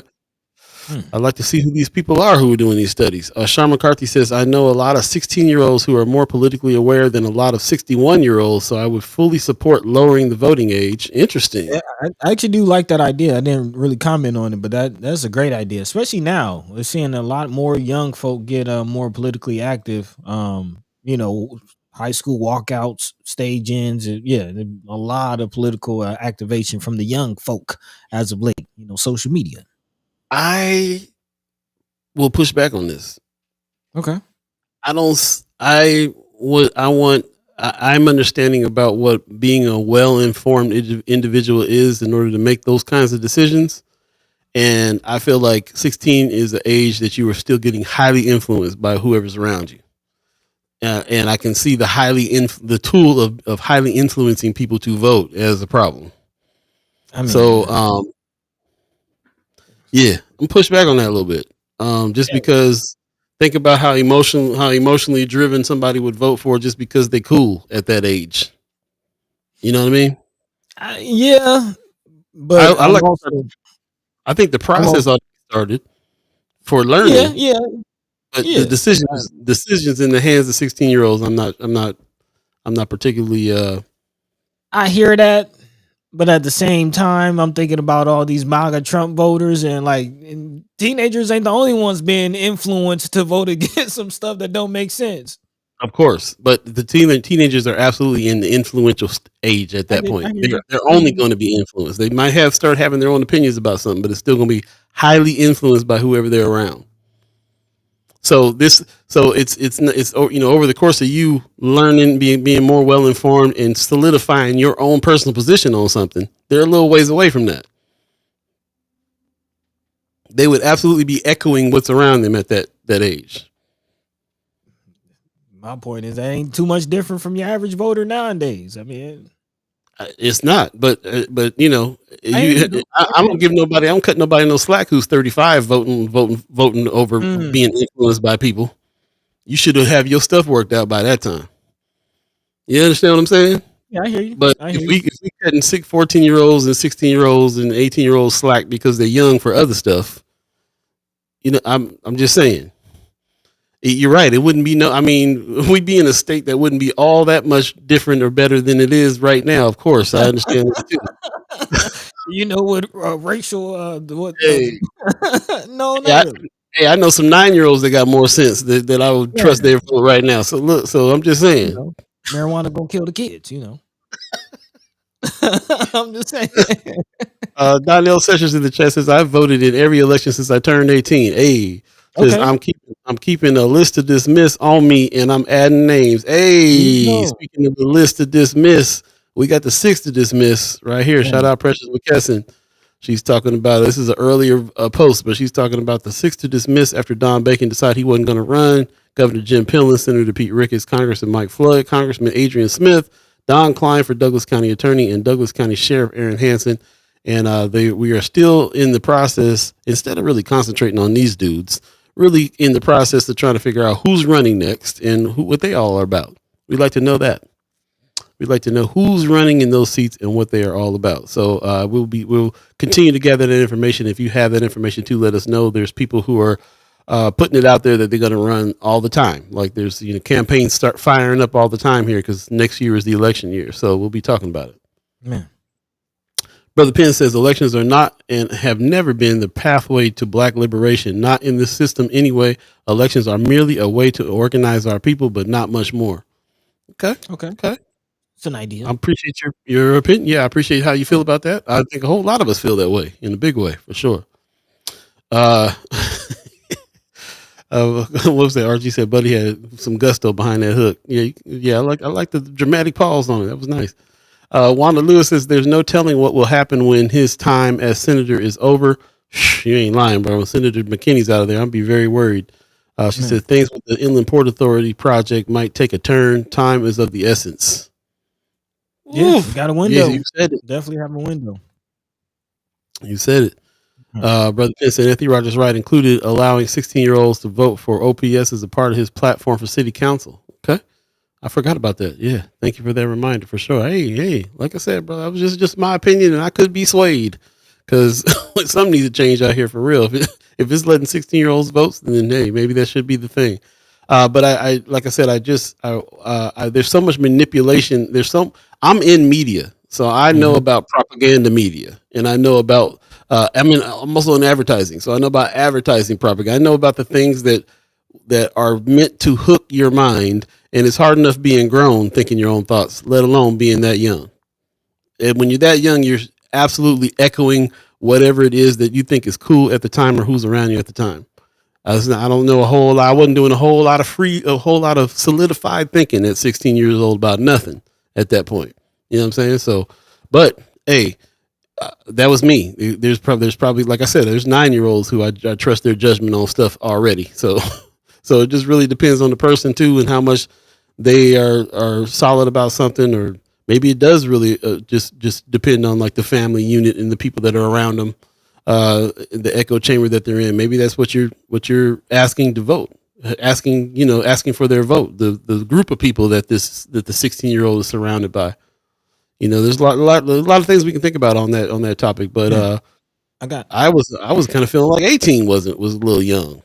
To be honest. Your mental lobes ain't even developed until you're 24. Like the studies you're thinking pure emotion. Out there. The studies are out there. Somebody in the chat kind of pushing Bo Penalone. One in the chat says 16-year-olds can drive vehicles that exceed 100 miles per hour. They should be able to vote. Just like if an 18-year-old can go to war, they should be able to drink. So that's except I don't think that 16-year-olds need to be driving no 100-mile-an-hour cars, and I don't think 18-year-olds need to go kill nobody in war or drink. So, you know what I'm saying? I don't think those are all good ideas. I think you're right. I mean, if they can do this, then maybe they can do that. But I don't think none of it is. I don't think we should be putting big decisions in life-threatening situations in the hands of children. Myself. Well, kind of a segue, but still within the conversation, I think figuring this out in general, what to do with our youth to keep our youth busy, will definitely be a good way to combat brain drain, which is a topic of conversation in the state. And, this is all paramount to that conversation as far as, again, how do we engage our young folk? How do we get them active in society, not just civically, but, economically? How do we just get them growing and not just growing but staying in the Omaha area. Before we get out of here in the last few minutes, of course, this is a conversation that we will continue to have as we wrap up this idea of spaces. If space is the place, and getting to the season of following the money, this idea of brain drain, and again the removal of talent, or really the exodus of talent from the state to other areas. We've kind of talked about this several times really here on the show, but that might be a part of it. Young folk going to places where they feel like they can themselves flourish, get engaged, find community, find just a space and a place to, fit in society. I know, Paul, that you mentioned that you were in some of these conversations recently, went to some workshops and things like that. Last 5 minutes or so, let's say you. Yeah, just to make it quick, I definitely think the conversation in the community is grown past what it was before. Was us saying we need to come up with some financial incentives and make sure that they get a good living wage job, and that'll keep them in town. Or we need to have a thriving downtown where there's clubs and there's restaurants and stuff, and places to go see shows and sports. That'll keep them in town. And I think I feel like in some areas, especially in the arts, the conversation is upgraded to now what really makes a person come through to a place. I think about that a lot. I think about you, buddy. As a matter of fact, you've been in the conversation a few times since we've been talking about this. I've been talking to Marcy Yates, some other people that we are in the arts, that we are looking at some real ideas on how to solve the problem of not just brain drain, but having a place attractive enough for people from other places to want to come to, in the same way that Atlanta was attractive to you to go to be able to go to do what you want to do there. And it's because that city has embraced the things that it's embraced over the past 20, 30 years to make the city what it is. And now people from other places in the country want to move there, not just grow up there, stay there because it's they're allowed to do the things that they're trying to do, or they're in the fields that they want to be in, but also to attract people from other places. And Omaha doesn't have that unless you're in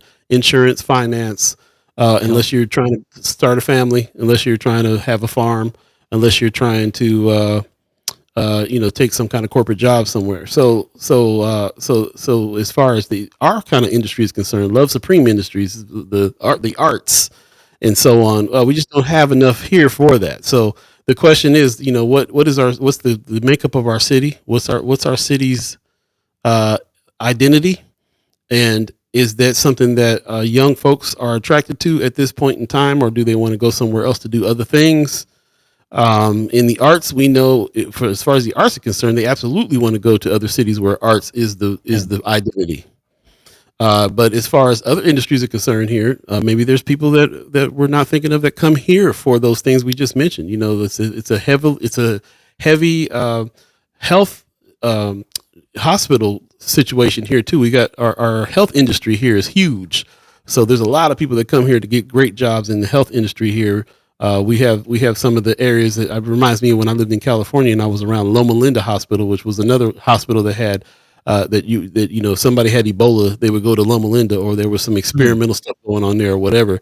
It was kind of huge. So that was kind of one of the top ones in the country. And we have that here with Nebraska Medical. So so that is a huge industry. That's an identity here. Also, the insurance industry is here. Agriculture and food was one. It's not as much as it was before. Here's Tyson that's shutting down, and ConAgra moving to other states. So a lot of that is dwindling down, but there are reasons to be here. The question is, for who and for what? So we have to kind of answer that question first. When we talk about brain drain, we got to talk about what is this idea? What's the identity of our state? What's the identity of this place for young folks, and are young folks interested in being? What are they interested in doing? Because then we'd have to make a whole ecosystem happen in order for them to want to stay in town, or for other people to want to come to town. So, as you can see, lots to it. Very nuanced, deep conversation that is going to be happening over time. And it does start with the basics. Find a good job, have a place to live that's reasonable. Is transportation? Can you get around? Is it a good place to have decent schools for you to have your kids? Those are all real basic survival pieces there. But also, are you mentally stimulated here? Is there an industry here that backs the things that you're trying to do? Are there champions in town that back? If somebody like a Timberland or somebody came and moved to town and started up shop and started studios and incubators and all kinds of stuff, and he was kind of the center of the thing, and he was, somebody who was a champion that maybe was born and raised here to come back to town to start a hub, then a lot of people would stay or be a part of it. The only person doing that right now in this town, as far as I'm concerned, there's two people that are doing it. Warren Buffett is the only one that's doing it, and Bud Crawford is the only one that's doing it. Bud Crawford definitely got boxers from other states and other places coming over here to Omaha. Like, Omaha must be the place. I need to go there and train with Bud. Like, if you're a boxer, you staying in town. This is Bud's town. So we need that as far as other industries are concerned. Same thing that Bud's doing, or if you're in finance, same thing that Warren Buffett's doing. You come to town if you want to be a Warren Buffett dude. You know what I'm saying? Like, so there's not just the infrastructure, it's not just the money, it's not just what the identity of the state is, but it's also champions that are here to create hubs for people to want to stay in town. So let's just get real about what it takes for people to want to stay in town, or what you really feel like when you want to move to somewhere else. And I think some real conversations are finally happening on this. Yeah, man, Marlon hitting the nail on the head. He says, as someone who is a young person, I know want a good nightlife and want more third space. And I think the third space is more so of what we're talking about. Where do you find community? And as also a young person who is looking for a place to, kind of plant a and raise a family and set a foundation, it is wholeheartedly about finding that community and finding a place that you feel like you can fit and you belong. So Nebraska having the it's not for everybody kind of mentality doesn't really coincide with that. But as we wrap up this season of Spaces the Place and trying to figure out the spaces and places that we want to occupy, that we want to call home, that we want to set up shop and thrive in, this is about it. This is all about that. And in this last few, handful of episodes left in the season, we're going to continue the conversation and try to figure it out. What does that look like? And really put the question out to all of you. So, as we get into Follow Your Money, we can direct our energy, direct our money to building those things that we put together as far as the environment that we want to thrive in and build for each other. So again, teamwork makes the dream work. We all we got. It's enough. And remember that, man. So in the meantime, between time, we have reached the end of the show. I don't know, Paul, what say you? You got something else? We miss anything? What's the word? No, man, this is good. I really appreciate the senators coming through. I look forward to the conversation we're going to have with Ms. Kimra Snipes on Wednesday. We're going to continue that conversation about the school board stuff. And so definitely tune in for that. Other than that, yeah, good Monday as far as I'm concerned, except for it's starting to snow right now. Yeah, y'all can have that. Y'all can have that. Well, with that, man, big shout out to Senator Terrell, McKinney, and Ashlei Spivey for taking the time to speak with us. We are, a little over a month away from the sessions, man. So again, reach out if there's some, some studies, some interim studies that you all are a part of. Wrap those up. If you, some bills that you're worrying about that's catching your attention, make some phone calls, write those letters. Let's get active. Man. So with that, catch some time, same place, Monday, Wednesday, and Friday, right here on First Sky Omaha in the morning. In the morning. There you go. Again, man, a handful of episodes left. Make sure you stay on top of everything. And of course, you want to stay in communication with us during the break. You can keep up with things on Friends of First Sky Omaha on Facebook. Also, make sure if you haven't already to join our newsletter. Again, the weekly wrap comes out every Friday. Also, make sure you like, share, and subscribe to our YouTube page.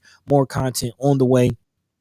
If you haven't already, definitely go check out the latest episode of Lanes of Change. New episode on the way. Look out for that. In the meantime, between time, Paul B. Yo. Take it away. Man, appreciate you guys joining us today for sure on this Monday. I want to give a shout out to the Omaha Tribe elders for allowing us to be on this land and speak while we're here. Shout out to our elders for allowing us to speak before you. And shout out to our chat chimers allowing us to speak with you. Thanks for joining us. I appreciate you. Oh, Pops in the chat says thanks for starting the week off right. Great show, and see you all on Wednesday. Got to catch up with you, Pops, for sure. Appreciate you. And appreciate all of you. Thank you very much. Do us a favor, share the show. Even after the show's over, you can replay it, share the show. That is something you can do right now because next season we're going to be doing some changing up on some of those things. So we got to kind of keep our ear to the ground when it comes to social media and how we have to move. So get ready for some changes. But like Buddy said, we got a few more episodes in this season. Then we'll be taking our break. Let us know what is going on this week. If you have anything you want to share, put it in Friends of First Sky Omaha. And that's where the conversation kind of goes on when we're not live. And so we highly encourage you to utilize that as a resource right now as well. And I'll also be looking out for the resource page that's coming here pretty soon on the firstskyOmaha.com website. So lots coming up, and we appreciate all the help. I saw that we had the fam in today. We had Linda, First Sky fam in the chat. We had Amy, First Sky fan in the chat. So we had some folks there that are helping us do some stuff behind the scenes as well. I want to give a shout out to them for getting down. And also, of course, the Senator Cypher. Shout out to Senator Ashlei Spivey, Senator Terrell, McKinney. Put some respect on their names. We were very lucky to have them cats come on a regular basis and talk to us about what's going on. And if we ain't learning nothing from just that segment alone, then we ain't doing enough. So so I hope that you are learning like we are. So one of the hottest things going. Really is. It's not. I'm still looking around. I don't see a whole lot of places where senators are getting on regular basis and having much to say. So hopefully, sounds like we're going to be continuing on next season with this. I have to check in every season to make sure they still want to do it, and it's looking pretty good. So hopefully, that's something that you guys enjoy as well. With that, we'll get out of here. Like I said, we have Ms. Kimmer Snipes on as special guest coming Wednesday. So stay tuned for that, and take care of yourselves this week. Stay warm. Check on your loved ones. It's going to be cool all week long, and we're dealing with snow and so on. Also, we stated this earlier in the show. I really want you guys to do this. Let us know how the snow removal is happening on your street, your block. Put it in Friends of First Sky Omaha, a little testimony on what it is that is going on in your street as far as that's concerned. This is Mayor Ewing's first go around with the snow trucks, and we're gonna see how he does. So that's what's up. Mama Guy says drive carefully. It's snowing right now, so be safe. We'll see you on Wednesday, guys. You guys take care of each other. Peace. By the way, Vainglorious. This is protected by the red, the black, and the green.